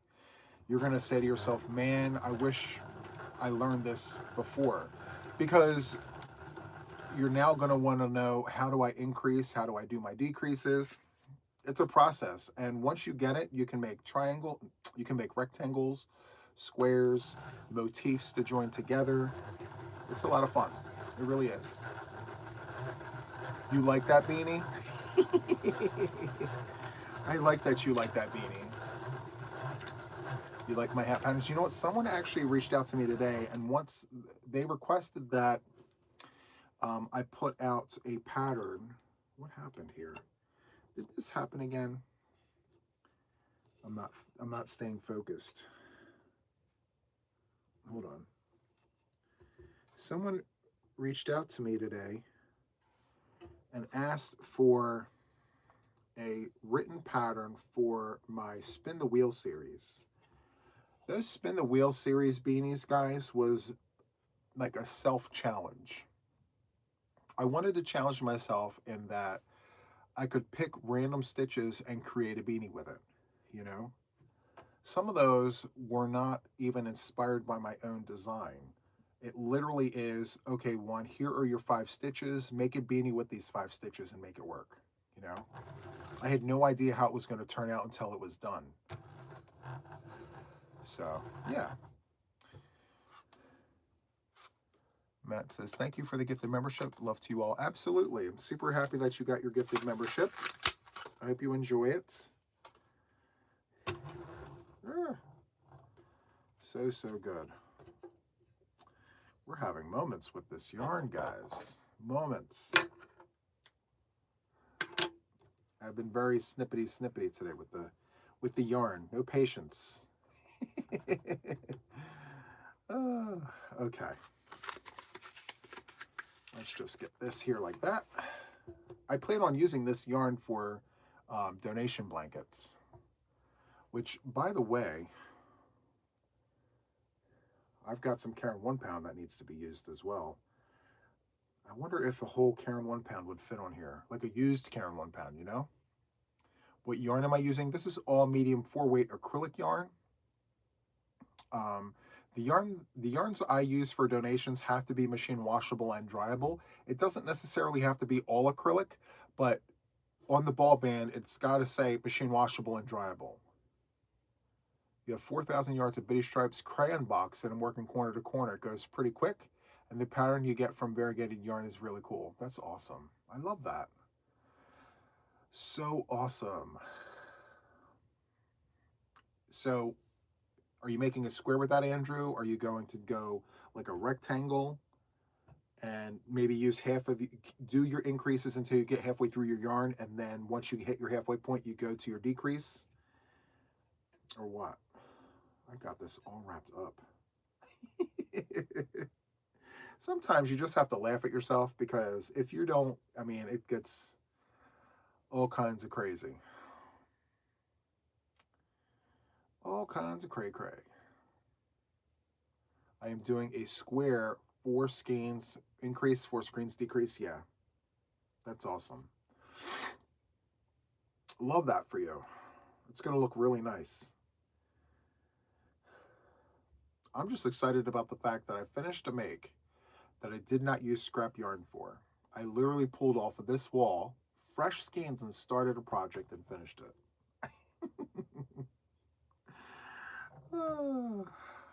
I forget what I was saying. Oh yeah, someone requested those patterns. But what I was thinking about doing, how did this all happen? Oh my goodness. Am I not reading the room? Like, what is going on? Hold on. I've got yarn all wrapped up around the gear again. All around the gear. Okay, stay over there.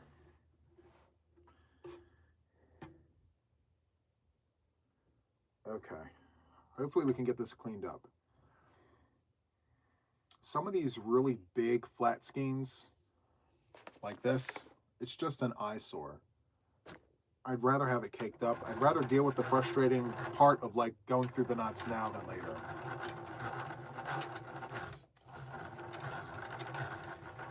Very nice.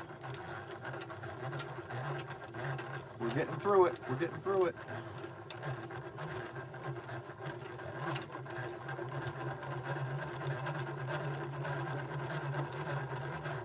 One time, was it this past summer?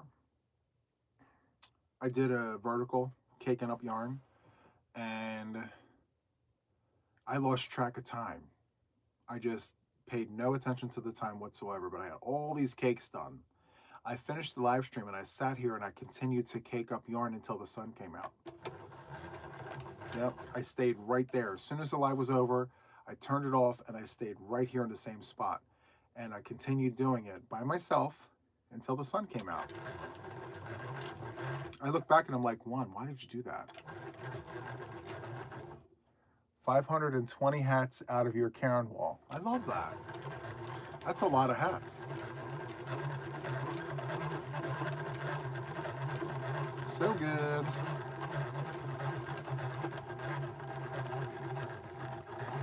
Med's finally kicking in. Love that. Good night, Cherry. Have a wonderful night. Thank you for hanging out with us.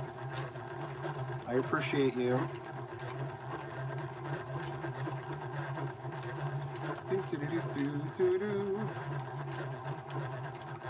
Yeah, I'm excited to get this caked up because it's been an eyesore for such a long time, this light blue. I was hoping to learn corner to corner and make a wicked for good blanket. One side Elphaba colors and the other side Glinda. That's a good idea. Very creative.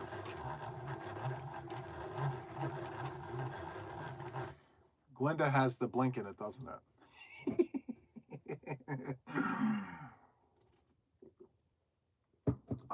I think that's Glinda's color, right? All pink.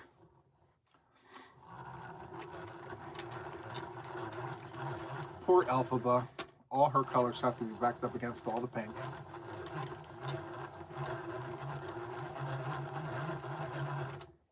What I'd like to try is corner to corner, like in the same manner as the standard corner to corner, but use different stitches. I'm going to play around with that. I'd like to see what stitches would look like, what they would look like in a staircase format like that. So good. Yes, we're getting to the end of the skein finally. Woohoo! Love it. You can do it. Okay. Here's the tail end.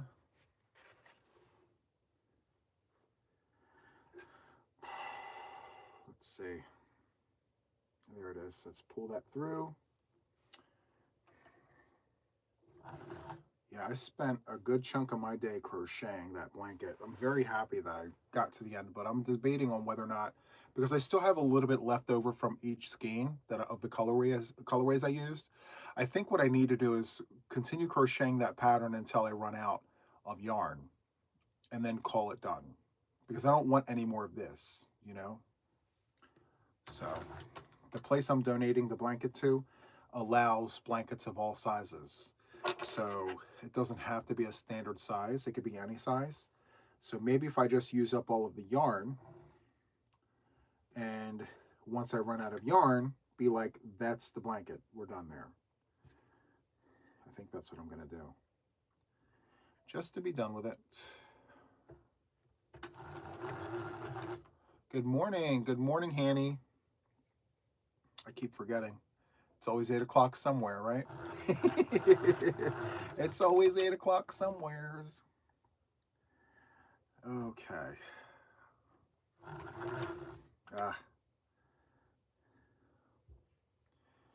It's going to be so nice having my bin all caked up, guys. I got to tell you, it's going to be a relief, you know, because I look at that bin and I just get overwhelmed with it because I have to add to it. I finish a make, I've got the leftover yarn, so I have to add to it. And I'm like, but the stuff that's underneath it isn't even caked up yet. So, yeah. Anyway, hopefully you guys are working on your projects, doing all of your things, just hanging out. There's this show that I'm watching. Very off the cuff, very unexpected. It's not a show that I'm normally one to watch, but I'm hooked. There's 11 seasons of this show. It's called Shameless. How many of you guys have seen this show called Shameless? It's so good. The storyline and everything is just, I love it. It keeps me on the edge of my seat. I'm really enjoying the characters, all the craziness and all the things that's going on. I'm glued to my seat waiting for the next show to like the next episode to come on.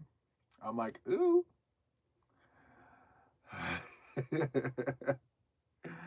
Oh, you watched it all?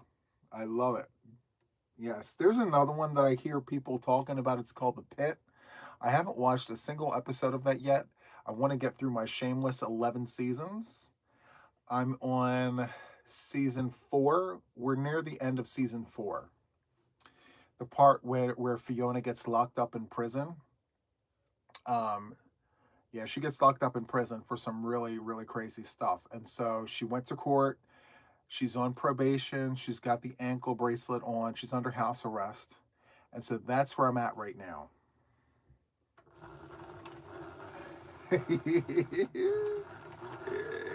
I'm loving it. Like, when this is over, I'm going back to watch more. I want to get one more episode in before I lay down. I'm so bad. But you know what? When it brings you joy, you know what I mean? When you have a show that you like watching because you enjoy it, you gotta watch it, you know?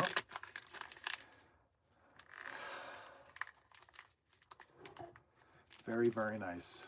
One of the Shameless actors has a series called The Bear, which I like, set in Chicago. Very nice. I like Joan Cusack. She's a great actress. William Macy, I believe his name is.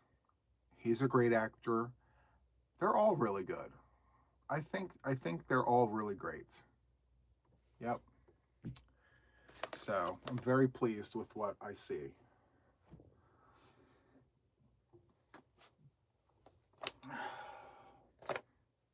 I debated, do I leave this go? No, I'm not leaving it go. I'm caking it up. We're caking it up. How many of you guys have work tomorrow?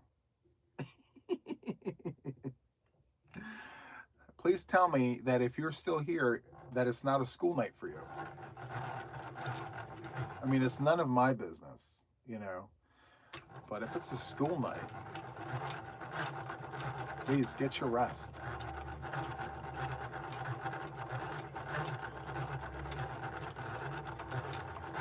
I love that for you, Danette. Can we trade? Shameless was originally a British series. Wow, I did not know that. I'm super happy that we get to watch it, you know? Not a school night. I love it. It's only 9:30 for you? Yay! No work here. Woohoo! I love it. And you know, it's taking some time for me to get used to the fact that like I don't have to be up at 4 o'clock in the morning for work. And having done it for 20 years, like being up at 3:45 to 4 o'clock in the morning, going to work and not coming home until 5 o'clock in the evening, like between 4 and 5, depending on traffic. All those hours spent working, and now I'm channeling all of that into care for mom, care for the channel, care for the house. So, yeah, it's a different pace for sure. It's 10:30 where you're at. So good. 11:30 p.m. here and no work tomorrow. I love it. It's 12:30 here, and tomorrow's not a school night. I have the coffee pot set for tomorrow morning. Mom doesn't know it yet, but I'm actually going to be making her pancakes. How many of you guys have had corn fritters? I don't know if that's just something that is regionally to my area, but and it may sound really weird, but I grew up with it. Corn fritters. How many of you guys know what that is? Nobody? I'm waiting to find out if anybody has had corn fritters. East Coast thing. So you take pancake mix and you put corn in it. And then you make your pancakes with corn. And it stretches out your pancake batter, especially if you've got a lot of mouths to feed. But it also tastes really good. And then you put butter on it and you put syrup on top of it. All the things. I consider that, but I only have frozen corn. So no corn fritters for tomorrow.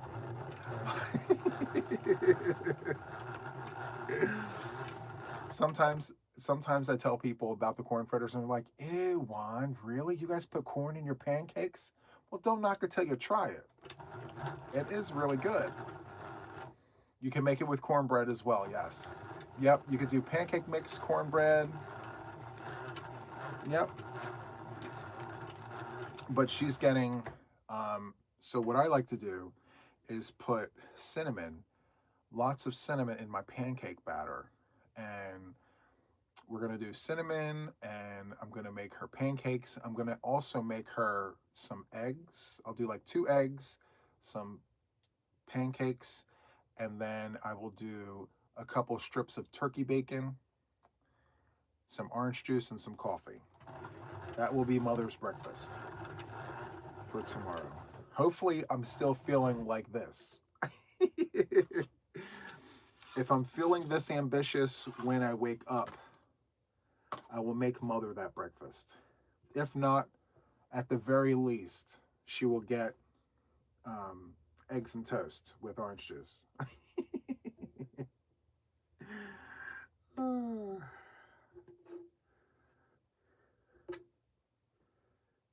I bought this new pancake syrup. I have no idea what it's going to taste like. It's sugar-free. I don't know. Sugar-free pancake mix. I mean, syrup. I'm sure there's a sweetener substitute in there, but it's worth trying, you know? This is the worst. It happens every time at the end of a skein. You have to fight with this and all the things. It's coming out beautifully. I love it. Sugar-free syrup isn't bad. Okay, good. You guys are giving me the confidence to henceforth and forthwith just push on. Just do the things, you know? I love it. Let's see. My grandmother was from Kentucky, so I tasted lots of Southern stuff. I love that. You know what I haven't had in a really long time? Okay, so I don't know the name of it, but I'm going to explain it to you because my stepfather, who was born in Texas, raised in Kentucky, or was it the other way around? I'm not sure. Texas and Kentucky. Anyway, it's flour gravy with lots of pepper. I remember seeing lots of pepper in it. Flour gravy, chunks of sausage. Is it just called sausage gravy? I don't know. But you have this flour mixture and you pour it over gravy, pour it over biscuits. And that's your meal. You would have this flour gravy over biscuits, but it would have like lots of pepper and it would have chunks of sausage in it, and you have eggs on the side and toast. Is there a specific name for that? It's just sausage gravy. I'm sorry, guys, but it tastes too good for it to not have a special name. Just sausage gravy? How boring is that?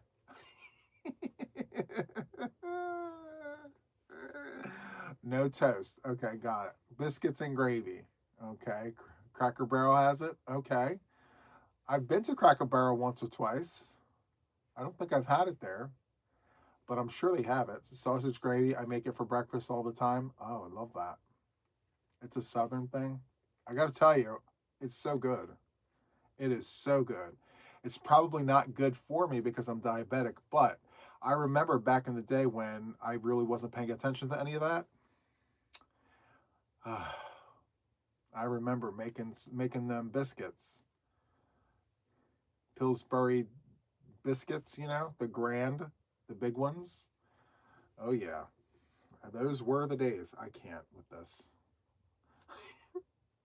Do you see me fussing with this nut, guys? This just like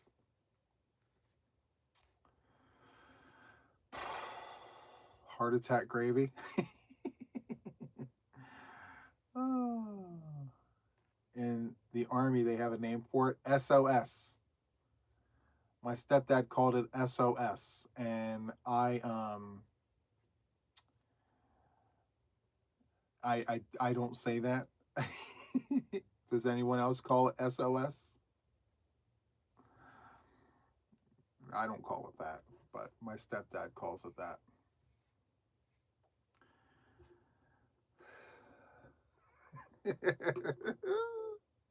So yes, some of you guys know what SOS means. I love that.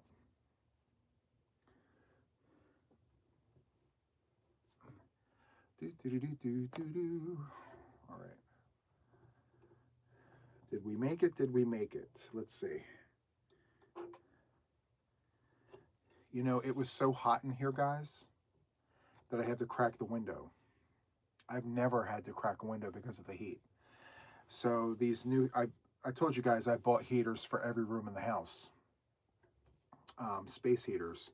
And the one space heater that I have going on in the next room is so strong. Like, the thermostat on it was reading 80 degrees. It was 80 degrees here in this room. 80 degrees. I had to turn the heat off and crack a window. I'm now just starting to feel a nice cool breeze. Oh, so good. I just had it set on high. It was cold. Yes. You guys got it. The SOS, yes. That is correct, guys. SOS. Blank on a shingle. Okay. So let's put that over there. Perfect. Okay. Red Heart Super Saver in yellow. This is called Bright Yellow from Red Heart Super Saver. Do you know, on another platform who shall remain nameless, you're not allowed to say the name brand of the yarn. Like, you can show the yarn, no labels allowed, and you're not allowed to say what yarn it is or where you got it from, I don't think. I found that very odd because here we can show the label, we can say it and all the things, but over there you're not allowed to say it. They think that you're selling it when you do that. It makes it really hard to tell people what yarn you're using. I find that from watching other people, they talk in code.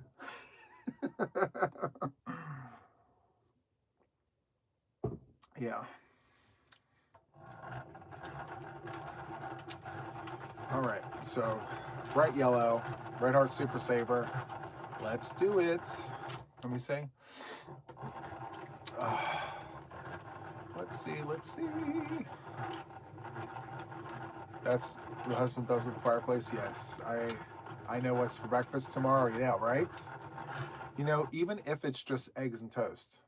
I mean, and you know what? Another thing that I need to try, that I think I need to do it soon. Let's do breakfast for dinner. Instead of like cooking a full meal, let's just do breakfast. You know, sausage, eggs, and toast, or bacon, egg, and toast. Or, you know, do oatmeal with, you know, eggs and bacon or something. Just some sort of breakfast combo. I think it would be really nice. Or keep it simple. Let's make breakfast sandwiches. Breakfast sandwiches with a cup of OJ and coffee. I think that would be really great. We don't do that enough, you know? I think it's a really, and it's a great way to save on the grocery bill. Because, guys, I don't know about where you live, but everything is costing so much money nowadays, even when you're clipping coupons. The smaller bags of Dunkin' Donuts coffee is like $15. It's a lot. And then the larger ones in the grocery stores, like almost $25 for a large bag of Dunkin' Donuts coffee. And so with the price of everything going up, sometimes our choices can be altered to kind of fit our budget. So making breakfast for dinner is a lot cheaper than making dinner for dinner sometimes. And another thing I noticed was sometimes ordering through DoorDash is more cost effective than actually buying the groceries and cooking it in your house with some things, you know? Like the other day, it was a Tuesday, I believe it was. It was Taco Tuesday. And I had to hurry up and order dinner because I needed to make sure that mom was fed before going live. And dinner cost me 30 bucks. It was literally 30 bucks, and that included the tip and everything.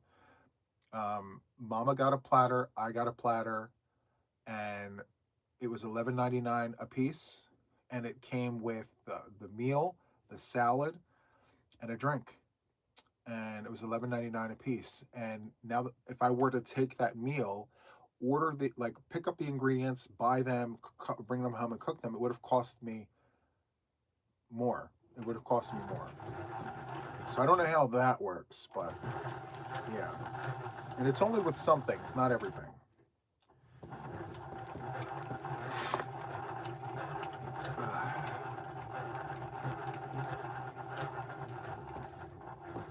This yarn is very old. I've had this yarn personally myself for years. I'm still not through it all.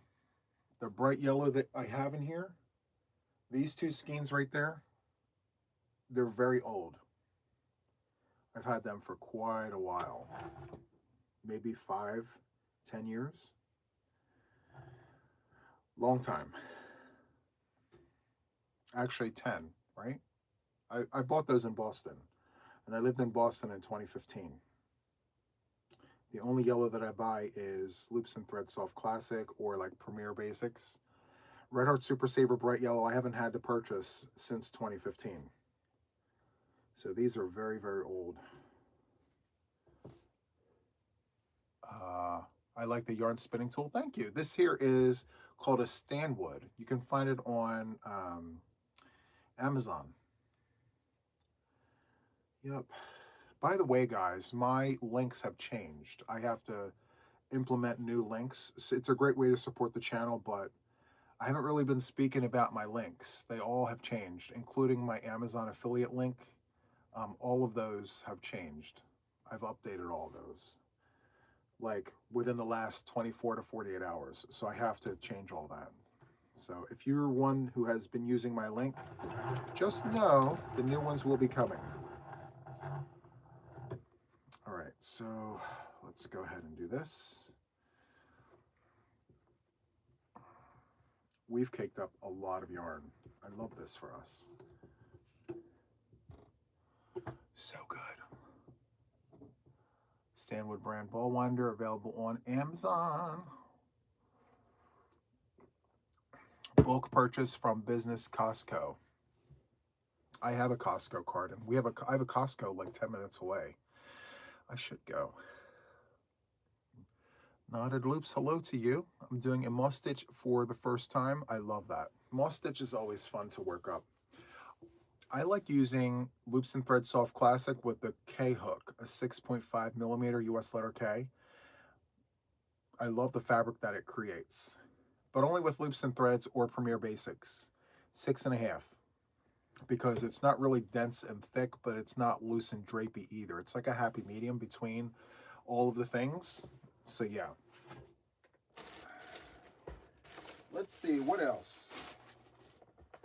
What else needs to be caked up? No.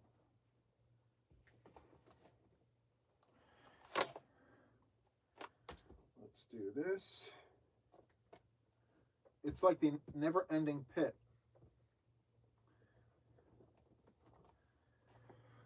We'll do those. It's a never-ending pit of yarn. Okay.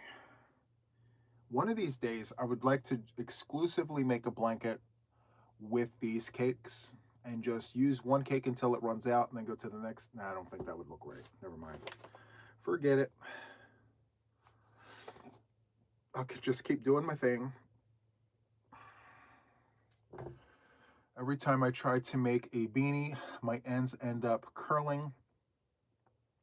I don't know how to fix it. So it depends on your stitch too, because if you're doing post work, your post work stitches will have your work curling. That happens all the time. Also, your stitch count. Make sure it's, if you're working on the sides, you have to make sure that your counts are always the same. I would encourage that you count your stitches each round until you're confident that you know like what's going on. Also in your crown, when you're doing your increases, when you're increasing, if you increase too many too fast, it will curl. So yeah, there's a lot of things to consider. How do I store my cakes? I have shelves just for my cakes, just like I have shelves just for my skeins.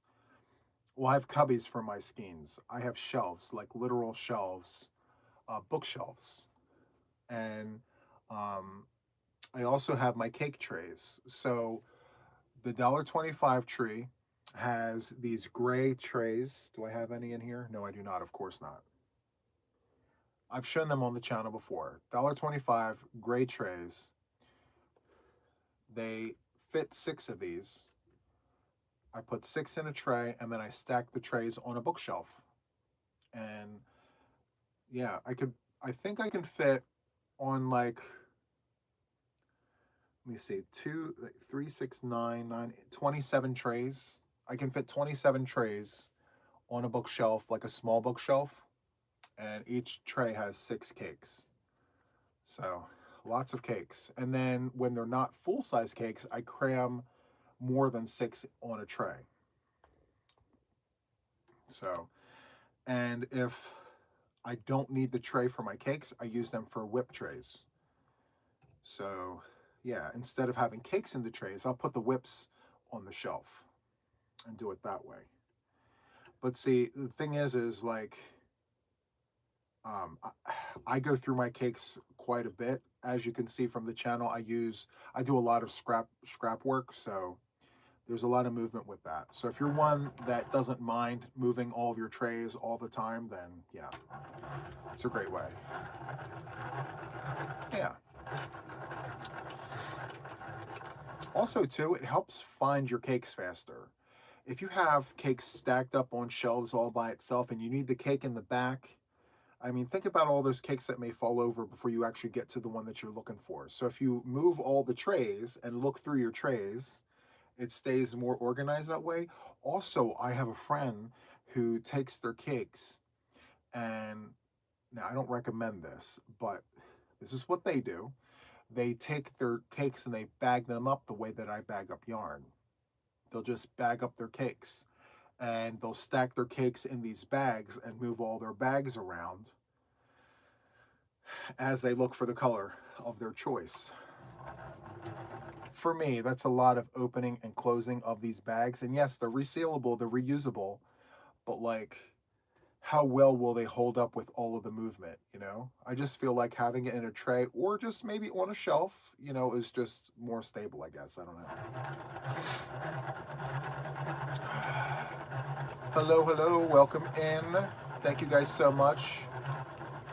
Huge thank you to those of you guys who have been here with me this whole time so far. As I mentioned in the beginning, this is an extended vertical. I'm not really watching the clock on this one. I'm just hanging out with you guys. 2 reasons. One, we have a huge storm coming up, so I'm probably not going to be on the channel tomorrow. I'm probably just going to be spending my time getting all the necessary things for the upcoming storm. And I just wanted to be on here to give you guys something to watch if you want to come back for the replay. I may have time to do a video or two, maybe a tutorial, you know, but I wanted to make sure that I spent my time with you guys just in case, you know. And 2, I'm here to clean the room up. I just need to get these things caked up, you know. So, hi from Denmark. Hello to you. Welcome in. You got your second win in your wide awake pen. I love it. It's so good. You're very, very welcome. Whether you're working on something or you're just sitting back watching and enjoying the show, thank you so much for just being here hanging out with us. By no means should you feel compelled to stay the entire time. If you want to, great. If not, don't you worry about it whatsoever. The video will be here for you to watch later. So, so good. I really want to use these cakes in a project. I just have to think of what project to use them in. I keep talking about my 2-bit granny because I've got all these colors, you know? But how many times can I present a 2-bit granny on the channel before we get eye rolls? Another 2-bit granny one? But it's a great stash buster. It's just a great go-to to get through all of your cakes, you know? All of your leftover yarns. No shame in my game. I like it. You're back, Shay. Yay. Oh no, my yarn. What happened? You see how it just flashes back like that? I have to pay close attention to this. My goodness gracious, great balls of fire.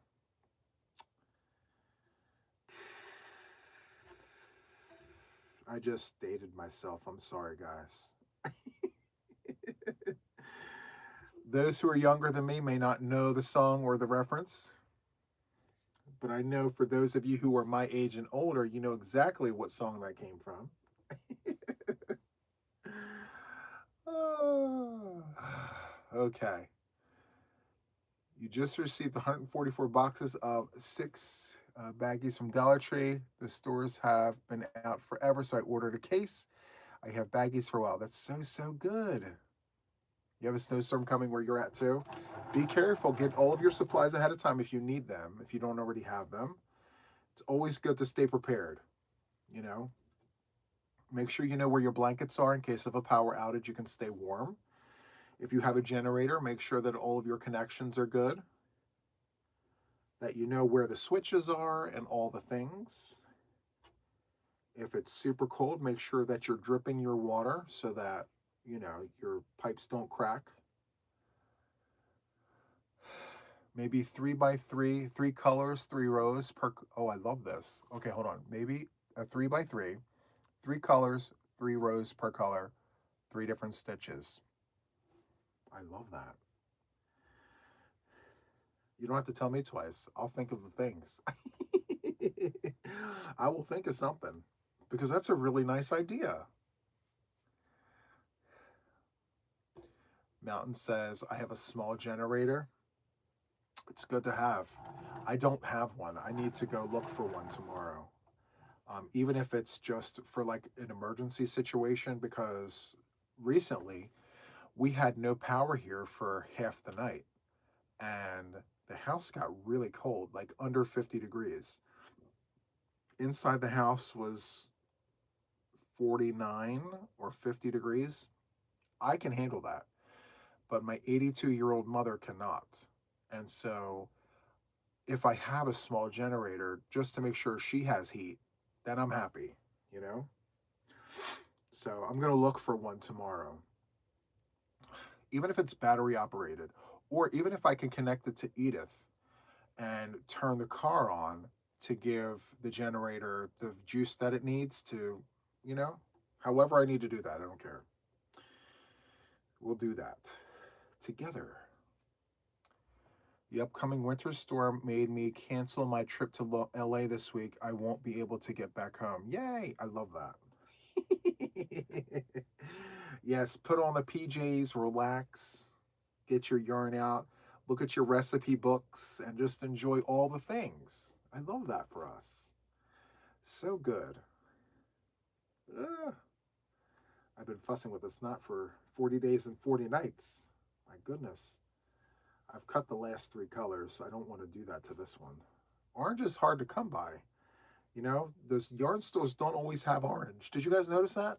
Well, at least here in Delaware. They're always out of red and orange and green most of the year. Red, orange, and green are just impossible to get a hold of. Okay, where are the scissors? I have limited patience today for this. Where are my scissors? Where are the scissors?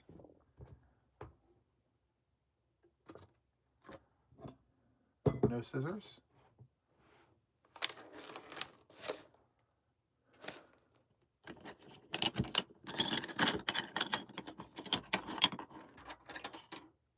I had scissors.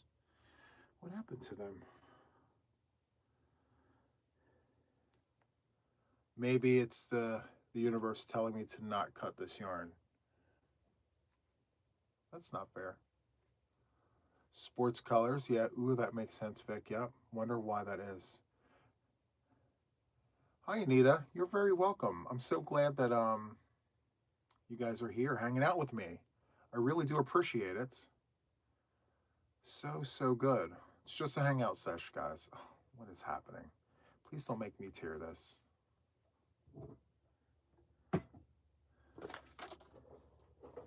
I will. I found the scissors. It's a really bad knot. Amigurumi stuffing. Cut that up very nicely into tiny little bits. It makes really, really nice amigurumi stuffing. So good. Okay. Let's get that off.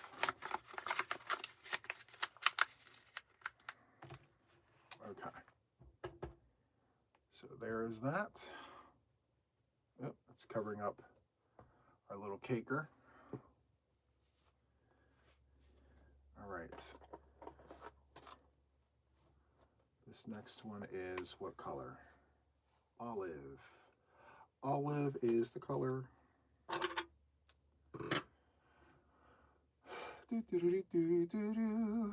Yes, you're right, Lollipop. It was under the skein. Under this green one that I'm about to cake up. I did. I went up getting a lot done. Very happy, very pleased, all the things. I have full skeins in that bin. Actually, when this is done, I'm going to pull that bin over here and put all the cakes in there. What is even happening here?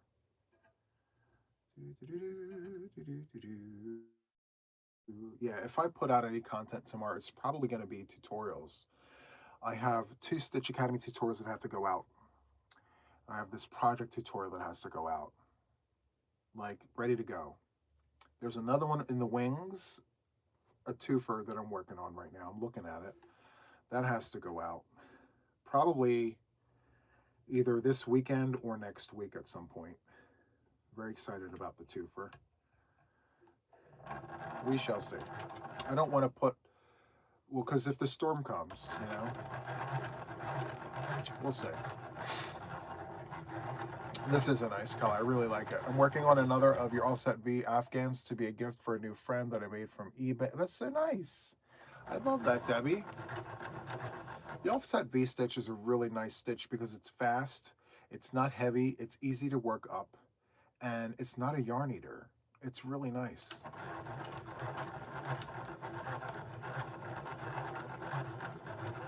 Lots of projects coming soon, yeah. And the other thing too is I'm getting really good with not teasing things until I'm ready to put it out. Like, I really have lots of things that I have sitting here on either side of the camera that I could tease, but I'm not going to do that because it's not ready. So, getting better at that.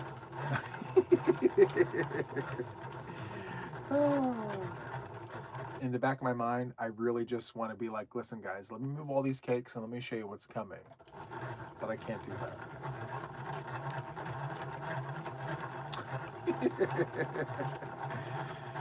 Let's see, Lollipop is asking, how is Penny doing?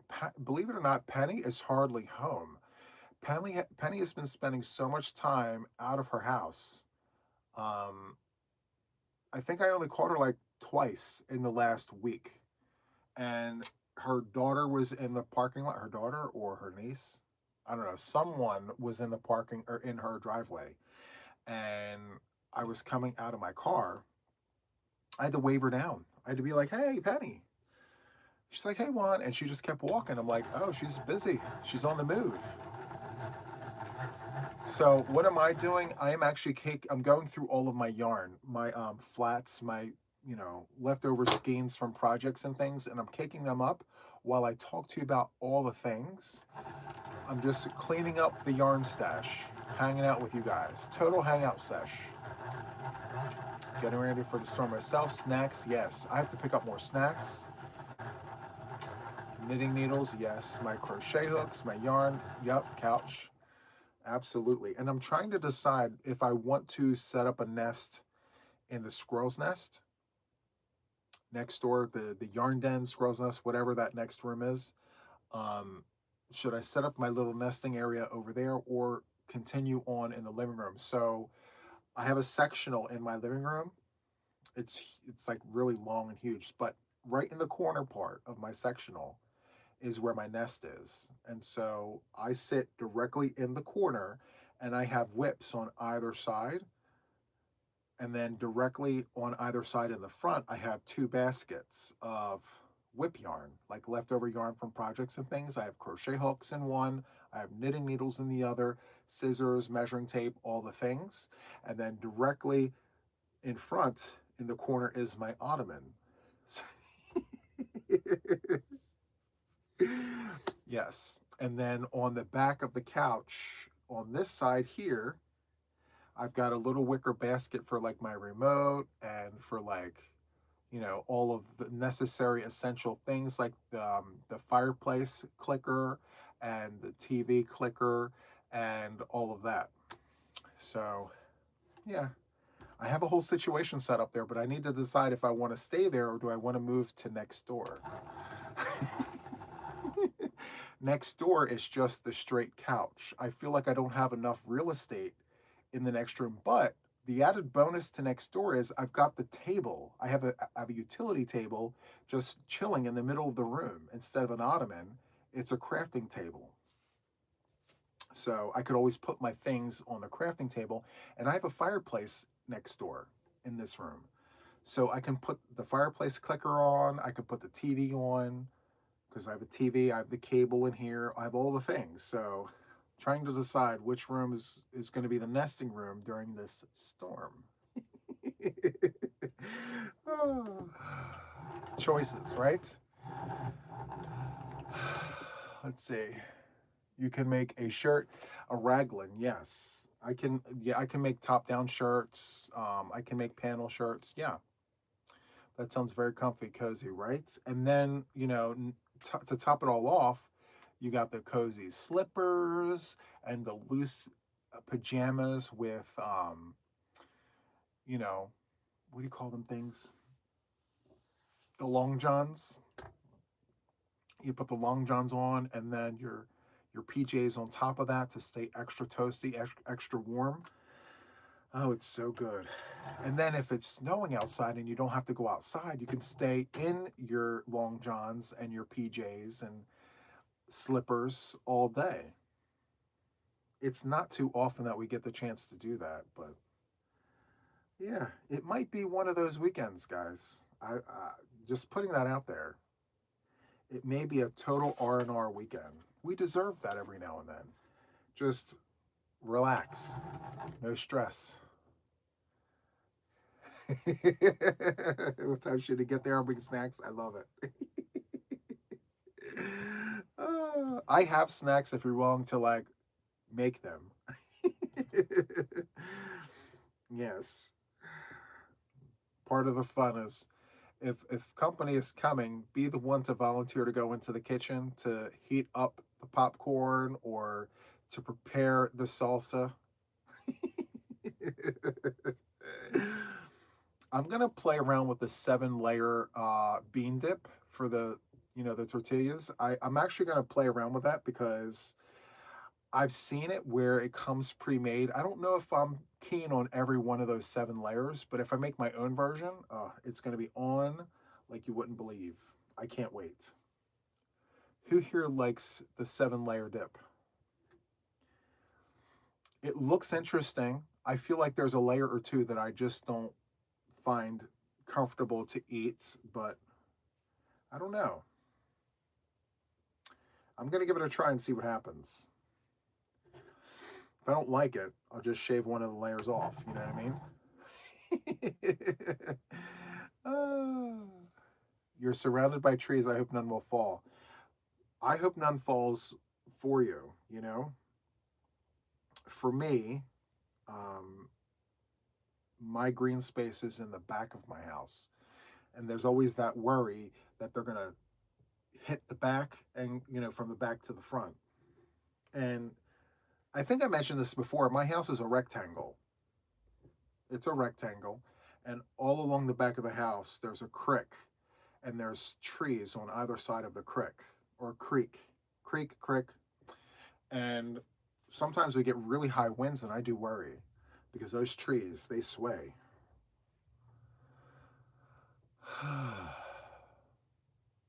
I throw together a pot of healthy veggie beef soup.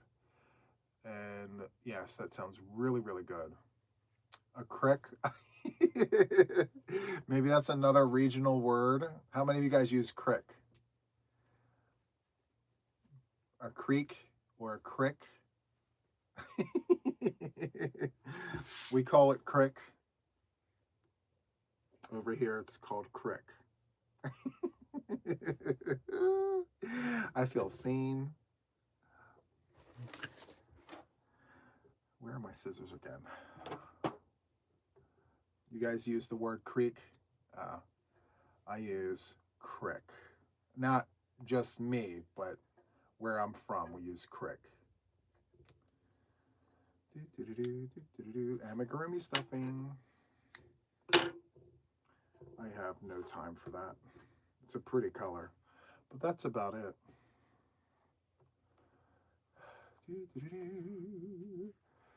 All right, take care. Have a good night, Rini. Thank you for coming in. Your company is always, always appreciated. All of you guys. Okay, so there we have.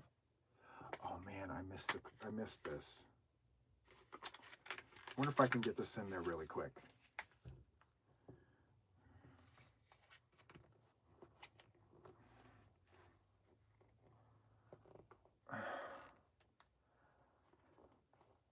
Okay. Got it in there. Don't know how, but I did. All right.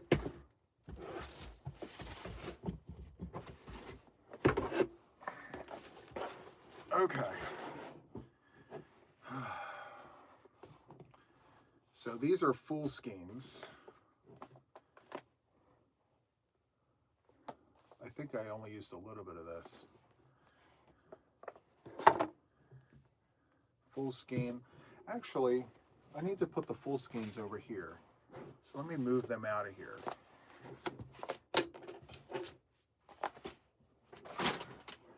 Maybe I can make those like giveaways.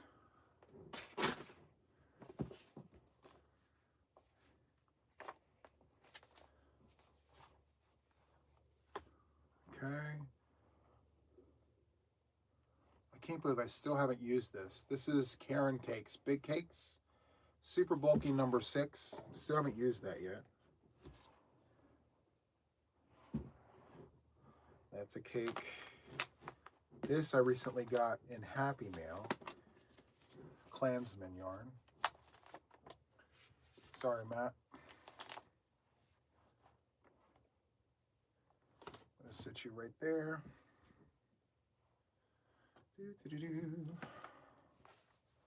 This is a full skein. This is a full skein. I have to tuck in those tails.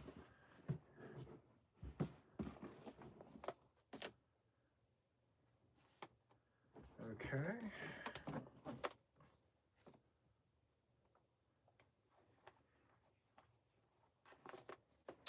This feels like a full skein. I don't know what that is. I'll put that over there. That needs to be caked up. This needs to be caked up. What is this?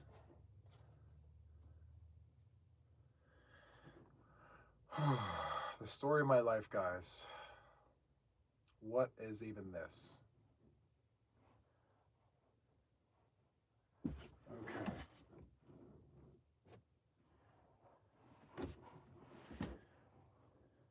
Even this I've got. These little itty bitty balls. Put that there.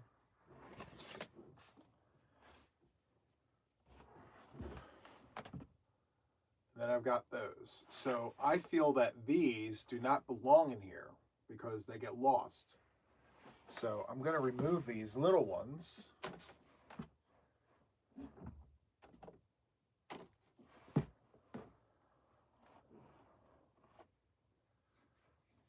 Let's just open that up.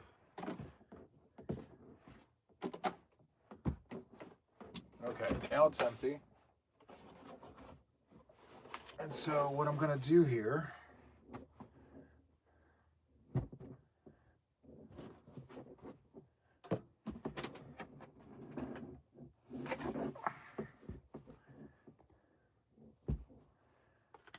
I want to keep that out.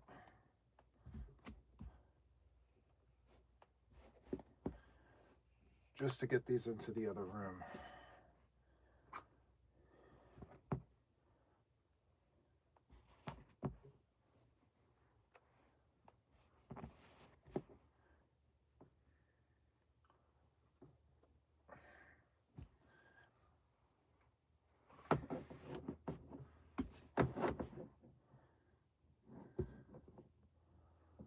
this. I'll put this in here.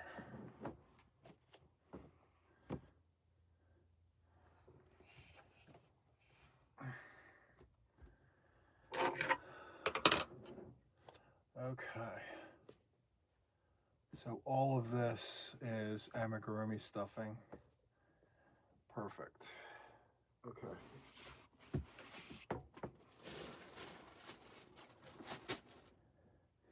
So with that, I'm going to put you guys down there and bring this around here.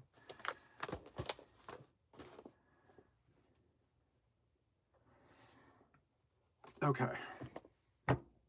That was a lot of work. Lots of cakes. So good. Getting all the work done. So I've got this here. I don't know if I should cake this up. It looks like almost an entire skein. This is Red Heart Super Saver Ombre in the colorway Sunny. Isn't that gorgeous?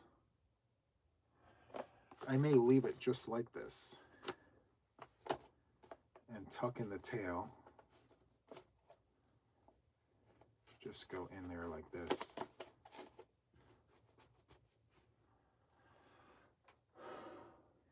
I'll put it on the wall after.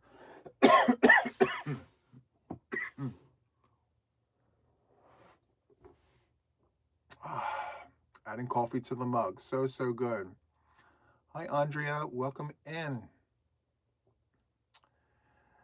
So glad you found us while you're working on your knitting machine. Hope everyone is staying warm. Yes, I'm staying warm. So good. The rest of the house is super warm. I have a window cracked in here. It feels great in here.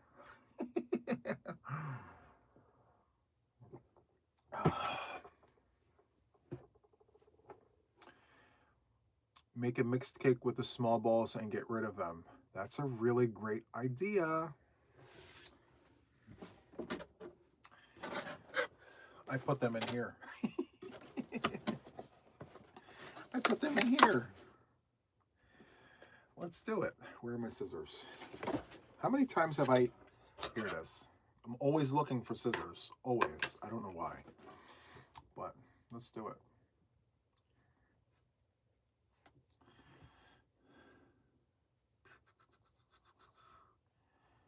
Let's do it. Okay.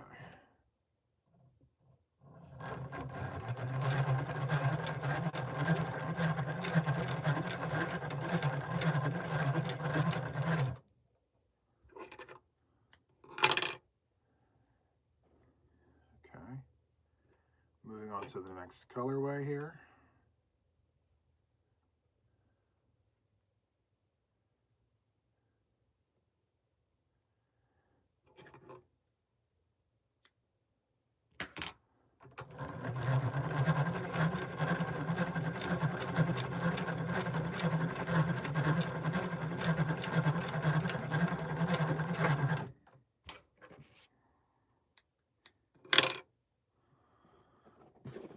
Next color.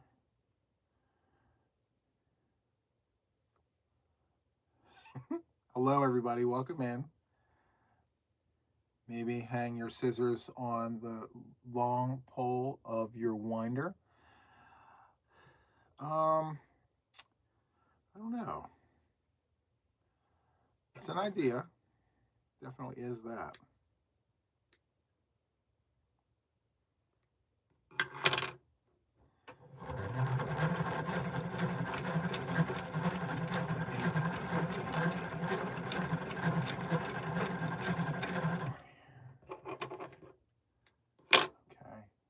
Normally I don't count, but oh, this is nice. Love this color.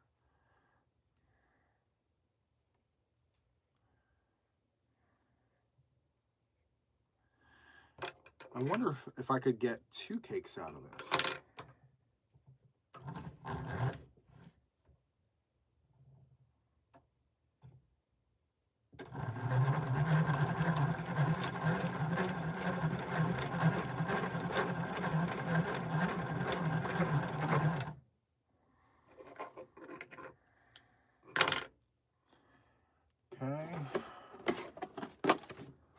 go to this one.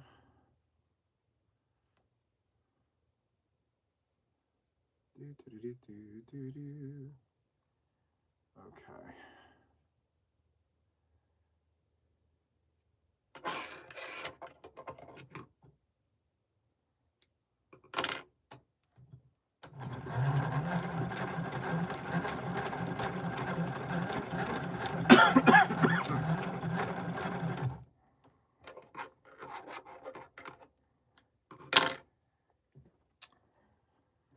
We're using all the colors today. Love that.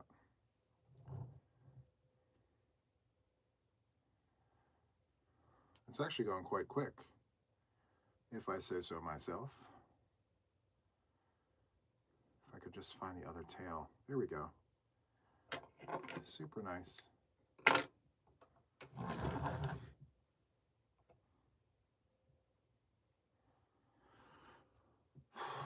Let's see, what happened here?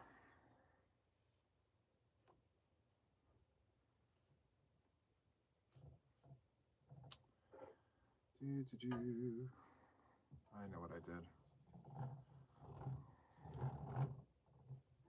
I actually pulled the wrong side of the cake. And that is okay.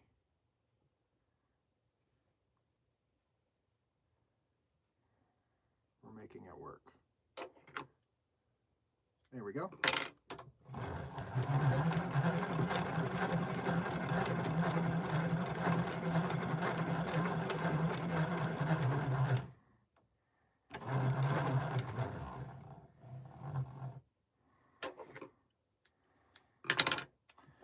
Okay. Next is brown.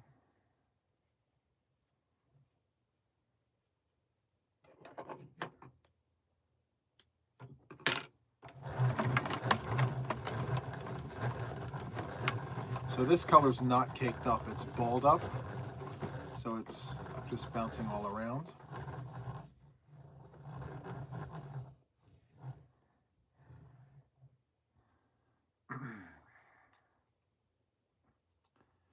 Okay, let's go back to the yellow.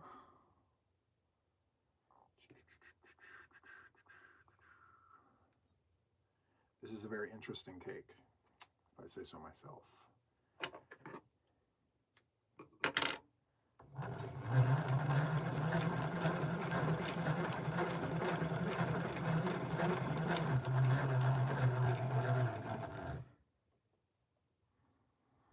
Okay, let's get some, actually I don't want that red in it. Let's do this. This is a really great idea. Just get rid of these little balls. Make these cakes.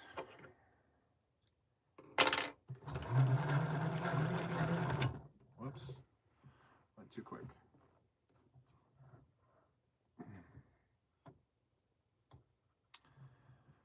Okay.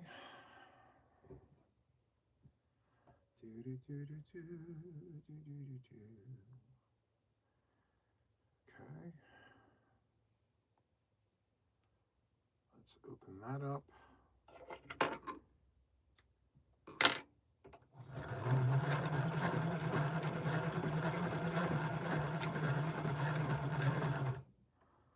And that's, yeah, that should do it. Okay. Curious to see what the inside or underside of this is looking like.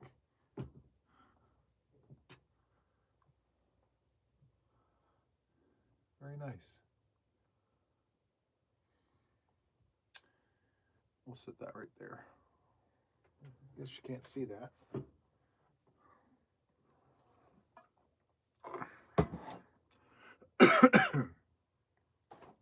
All right. See, this yarn here, I'm not sure if I want this caked up because it just feels funny. I'm not going to use that. But I will cake up the last of this. And just be done with it.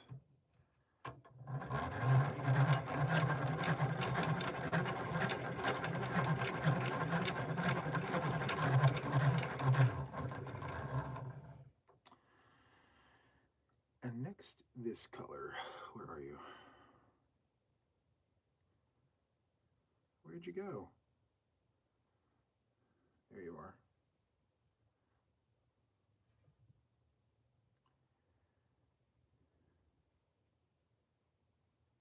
I don't know if I'd put light blue next to this spring green, but actually, no, I won't. Doesn't look right. I will put purple next to it, though, because I think that looks really nice.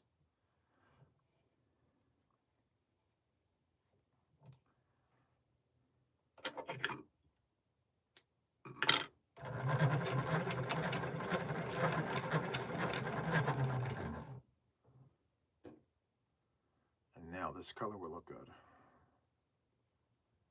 Just like that.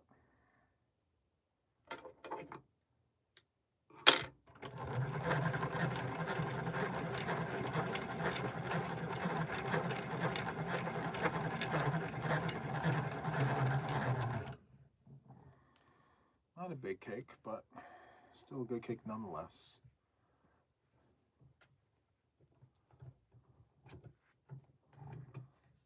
Let's see what this one looks like.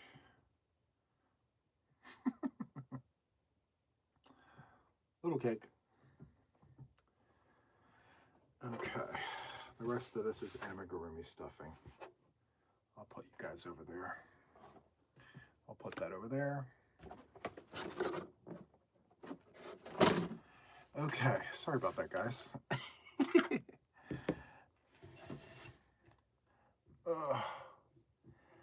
Okay. Yes, that's a very nice cake there. Anyway, I do have these 2 skeins of yarn. Well, I have this, right? But it comes with this. And I can tell you right now, that's going to be a monster. No time like the present. Hello, hello. Welcome in. Thank you so much for being here. This is one of those just hang out and chill sessions, guys. So whatever that means to you is what this is. And I'm not really sitting on a time limit. I try to time and maybe I shouldn't do that. I try to like keep to a certain time limit. Every now and then I'll do one of these where I don't really watch the clock. Because like most people, I just like to hang out, you know, it's fine. And that's what it is for today.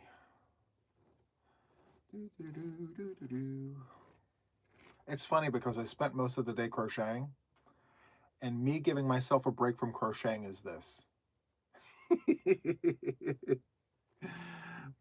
Instead of crocheting, I'm caking up yarn. And then after this, I'm going to go back to crocheting for a few more hours before I go to lay down. Yep. I'll be up bright and early. I'll make it to the stores first thing. Yep. I spend a lot of hours crocheting.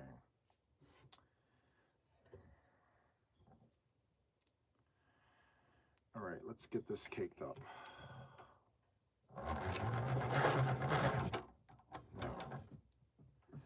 No.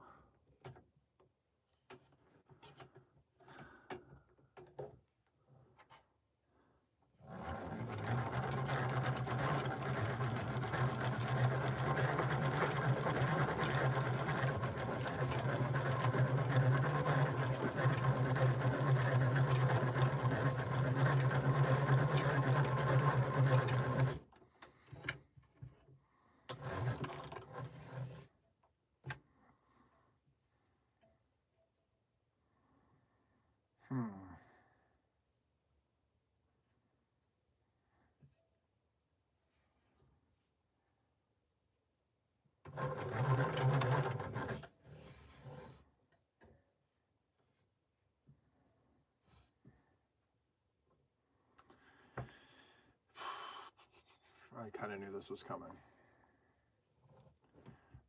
Hopefully it doesn't give me the trouble that I think it's going to.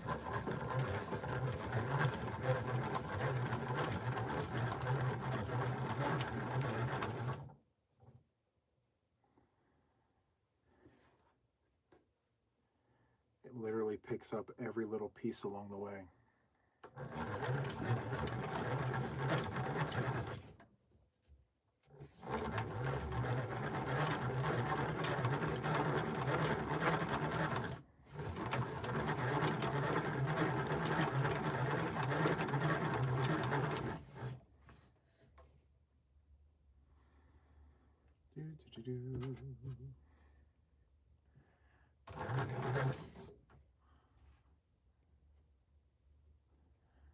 Come on. Okay. It actually worked out pretty nice, all things considered. I'm shook. In a good way.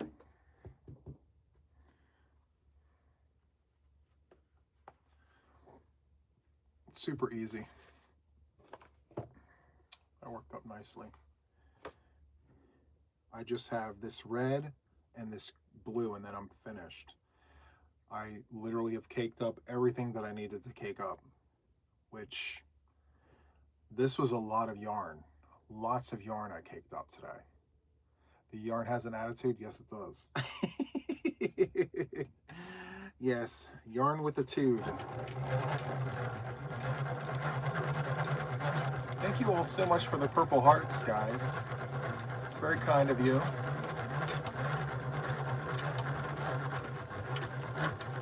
What color was that fussy yarn? I honestly don't know. This yarn is so old. It's vintage solid yarn. It's not Sayel. It's not Orlan. Maybe Wintuck. I think it's like a Wintuck colorway in like rust. Like a rust.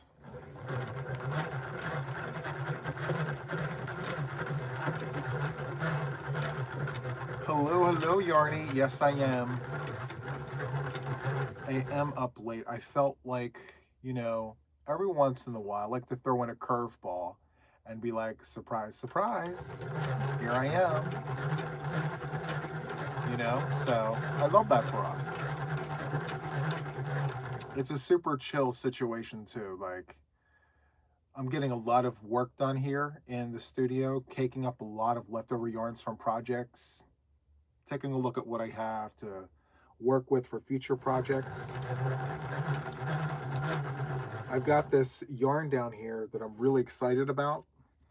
I'm trying to decide if I should crochet a hat and scarf set or if I should use the knitting machine. I'll show it to you in a second. Let's get through this.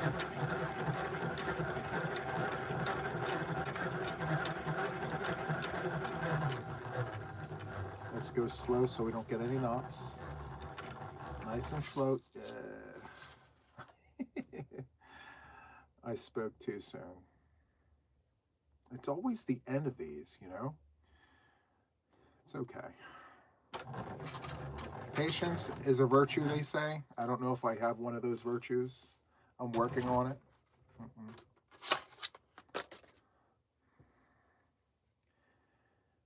When you do this for hours on end, your patience runs thin and you wind up cutting it and it becomes amigurumi stuffing because why not, you know?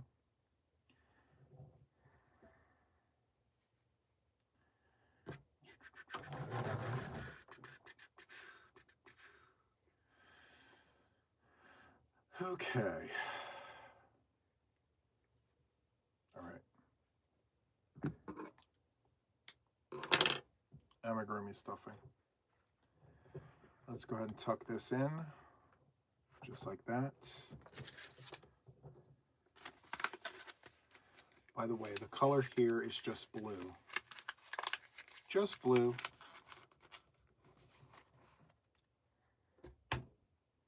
Blue. Here it is. I don't know if I have two of these. I thought I had two. I may only have one. No, I have two. The other one is stuffed back behind the table. Isn't this gorgeous?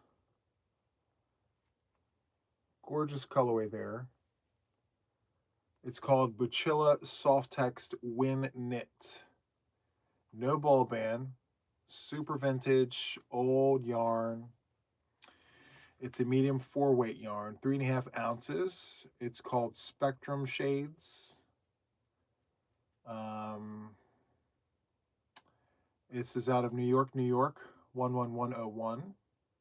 I guess back when this was being manufactured. This is non-allergenic anti-pilling yarn. Super soft and squish. What are we thinking? Should we crochet with this? What are we thinking? Crochet one of my upcoming patterns in this and make something for St. Patty's Day?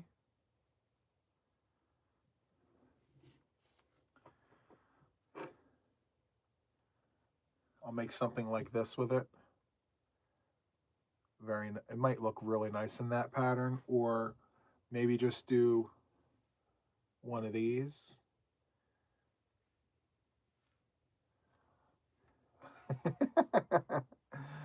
No, knit. So how many do I cast on? Do I cast on the same amount of stitches for knit as I do crochet? In which case I would cast on 60 stitches because I crochet, the magic number is 60. If I'm working from the brim to the crown.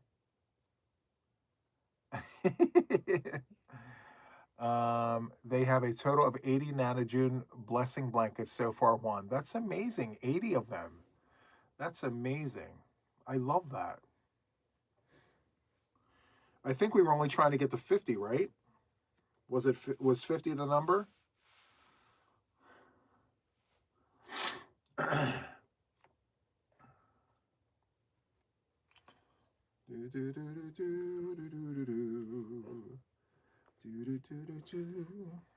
I love this hat so much.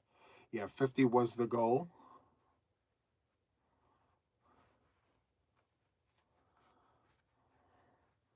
Guys, when you look at this, you already know it's comfortable.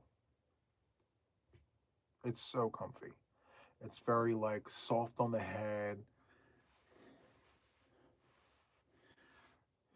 I love it. It's so good.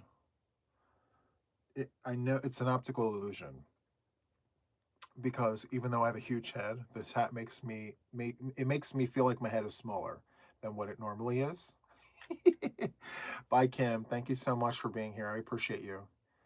Cozy vibes, right, Vic? Exactly. I want to make another one of these with this yarn right here. This one. All the beautiful colors in that yarn. Super, super nice. Can't wait for that. Anyway.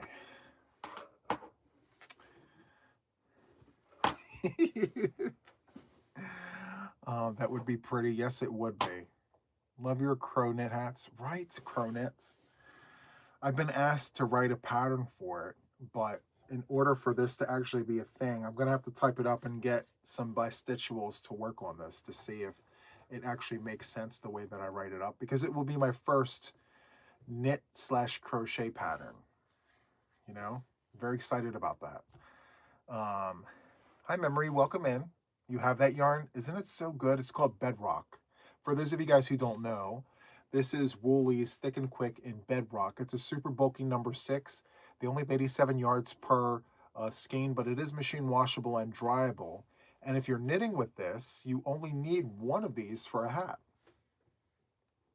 This can be made with just one of these, even if it's crow and knit. So that's super nice. But if you're crocheting a hat, you need 2 of these. Very, very nice. So then is it called a crochet knit, meaning crochet it? So crow knit, half crochet, half knit. Yep. Just what I'm calling it because it requires knitting and crochet to complete it. Out of preference, you can literally knit the entire thing or you can crochet the entire thing. But the way I do it, yeah, half and half. That is a popular pattern, and so is your Fifi blanket pattern. You know what? Did you guys see the rectangle tutorial? Like, I didn't expect it to get many views because the Fifi square has been out for so long, but like people are watching the rectangle tutorial. And I'm very excited about that because it is a simple tutorial. You only need to know how to do double crochets and chains. If you can do those 2 stitches, you got it on lockdown. It's so fun to make and very fast.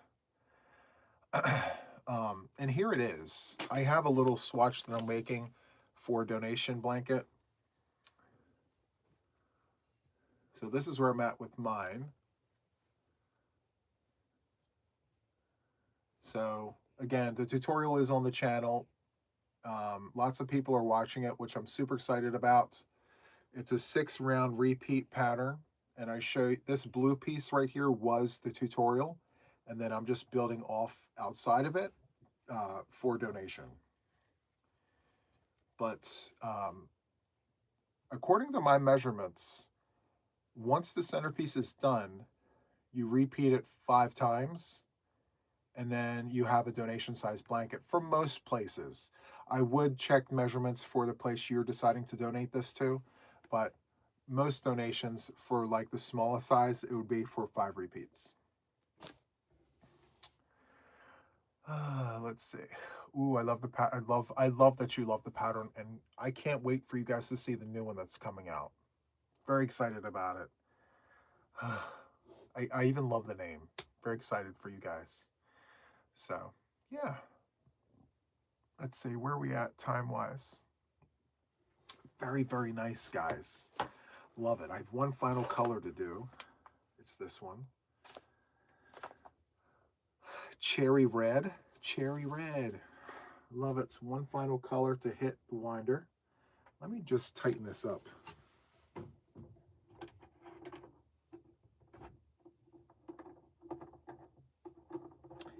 Give me 1 second. There we go. Now we were all the way in. Okay. All right, so let's do that. Let's get this in here like that and do this. Perfect.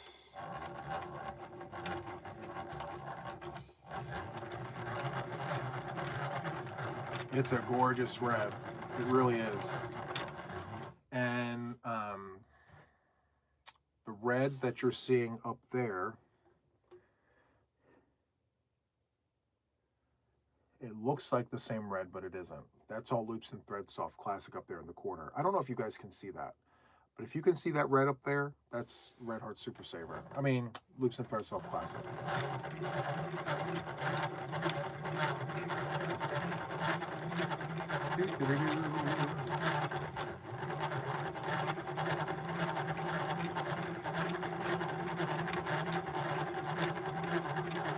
We got this.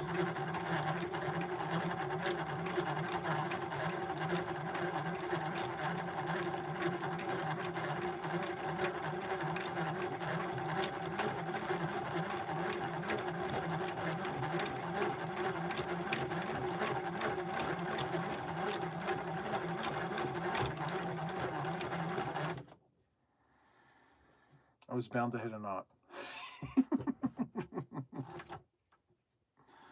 We were bound to hit a knot eventually. One of these days, I would love to go from the beginning to the end of the skein without hitting a knot. Is it possible? I'll never know. I always hit a knot.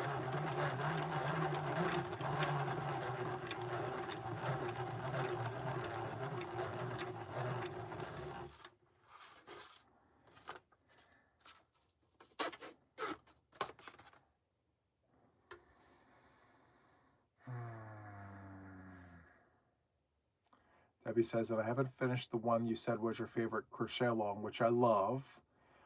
Too. I set it down after week 2, and I've gotten so busy with the other whips I haven't picked it back up yet. You know, I feel guilty as charged too because my Moroccan tiles from Annie's catalog, I have already paid for all of the monthly sections, which was like 12. It was 12 months worth of packages.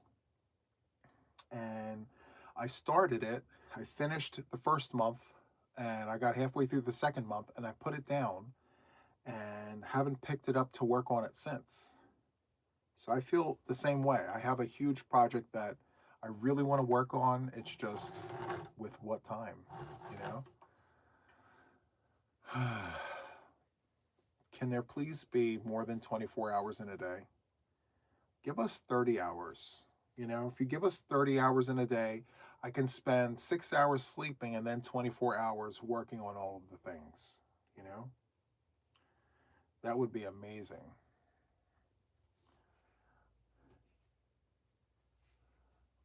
The Moroccan tiles.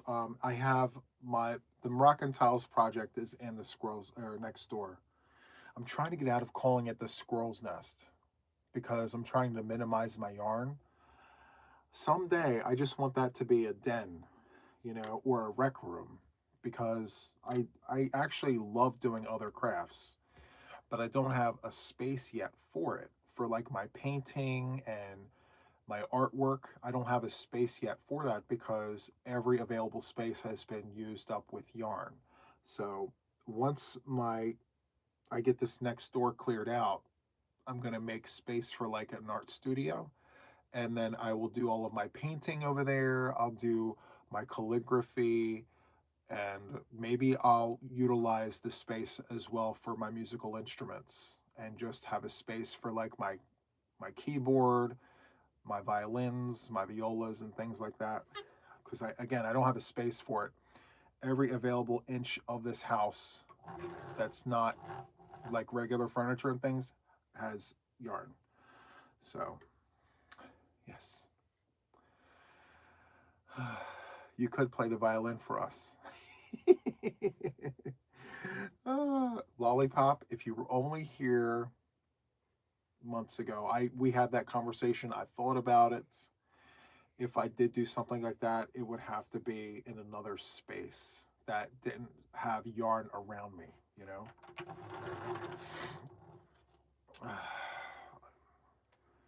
So, yeah. Okay. Let's get this in here. So good. Okay, perfect. You remember? Yep. Okay, so a creative corner. I love that. I love that idea. A creative corner. So good. Okay. Okay. So this is this project here, which needs some TLC. This here, I have to figure out what this even is. I think I had this conversation with my mods before about this project, but I don't remember. So I'm going to sit that over there. Amigurumi stuffing. Love that. And then packs of yarn. So we are good. Good night, Donna. Thank you so much. I appreciate your company. I really, really do. Thank you so much, guys.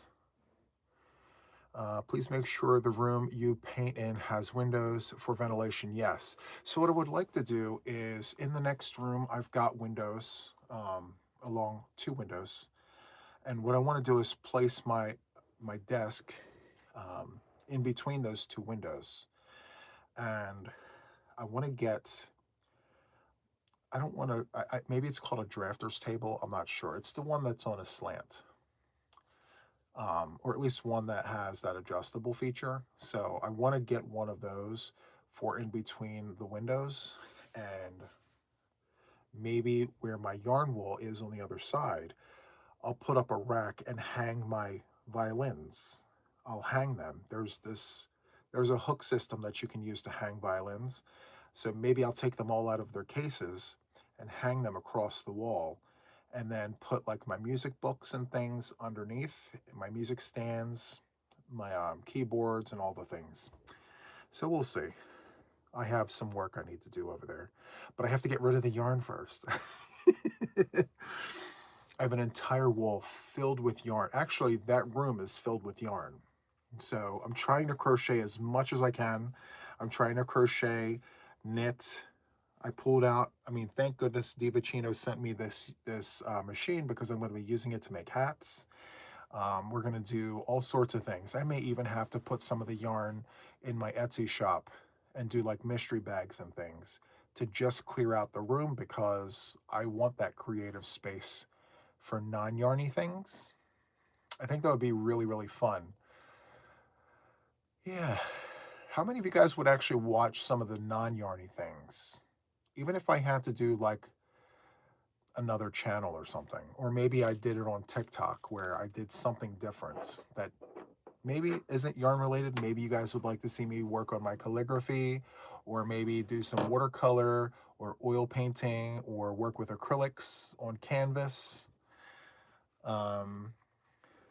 You know, I can definitely do all of those other things. I just need a space to do it. And it won't be necessarily me like this. I'll have the camera angled next to me and onto the canvas or onto the watercolor sheets, or whatever I'm creating. And you guys can just watch me as I talk through my process while I do all of that. So that would look amazing with the draft table and your violins. Yes. I love that. But I would make it a very, very important point that when I do those videos, that it has nothing at all to do with yarn. Like, I feel like there should be a separation between the two, because I'm so involved with all of my yarn crafts that I do need that separation. When I play my violins, I don't want to be thinking about stitches. Or painting. And, you know, I don't want to be painting yarn balls or skeins of yarn with oil paints or watercolor. I want to do all the other things. Oh, you can paint your violin. I'm sure they will smell for you. You know, I bought this violin. It's really, really old. It is an old violin, but it cannot be used to play. So I thought maybe I could paint it, you know, or yeah, paint it and then mount it. Do I have it in here? I think I have it in here. You guys want to see it? I'll show it to you guys.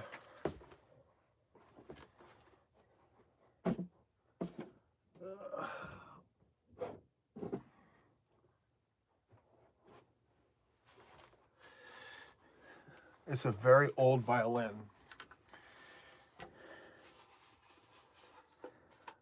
It's so super, super old. And I mean, I could get this repaired, but the problem is that the scroll cracked. The scroll cracked all the way across here. Can you see that? And the person that I bought it from put cement glue with the wood. So it's cracked all the way down here and around.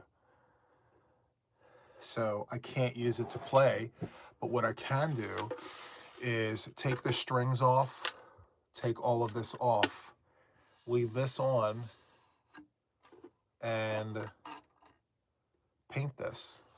I can paint this and just mount this. I don't know. But I want to let my creative juices flow, because I think that this would have been a beautiful sounding instrument. I wonder if I can save this. I have all the pegs here. Do they work? Yeah, all the pegs work. Should I try saving this first? I can take this to the music store and get the sound post fixed. There's no, hear it? That's the sound post. There's a peg that touches, that's supposed to connect the front piece and the back piece. It's not, I mean, it is all in one piece.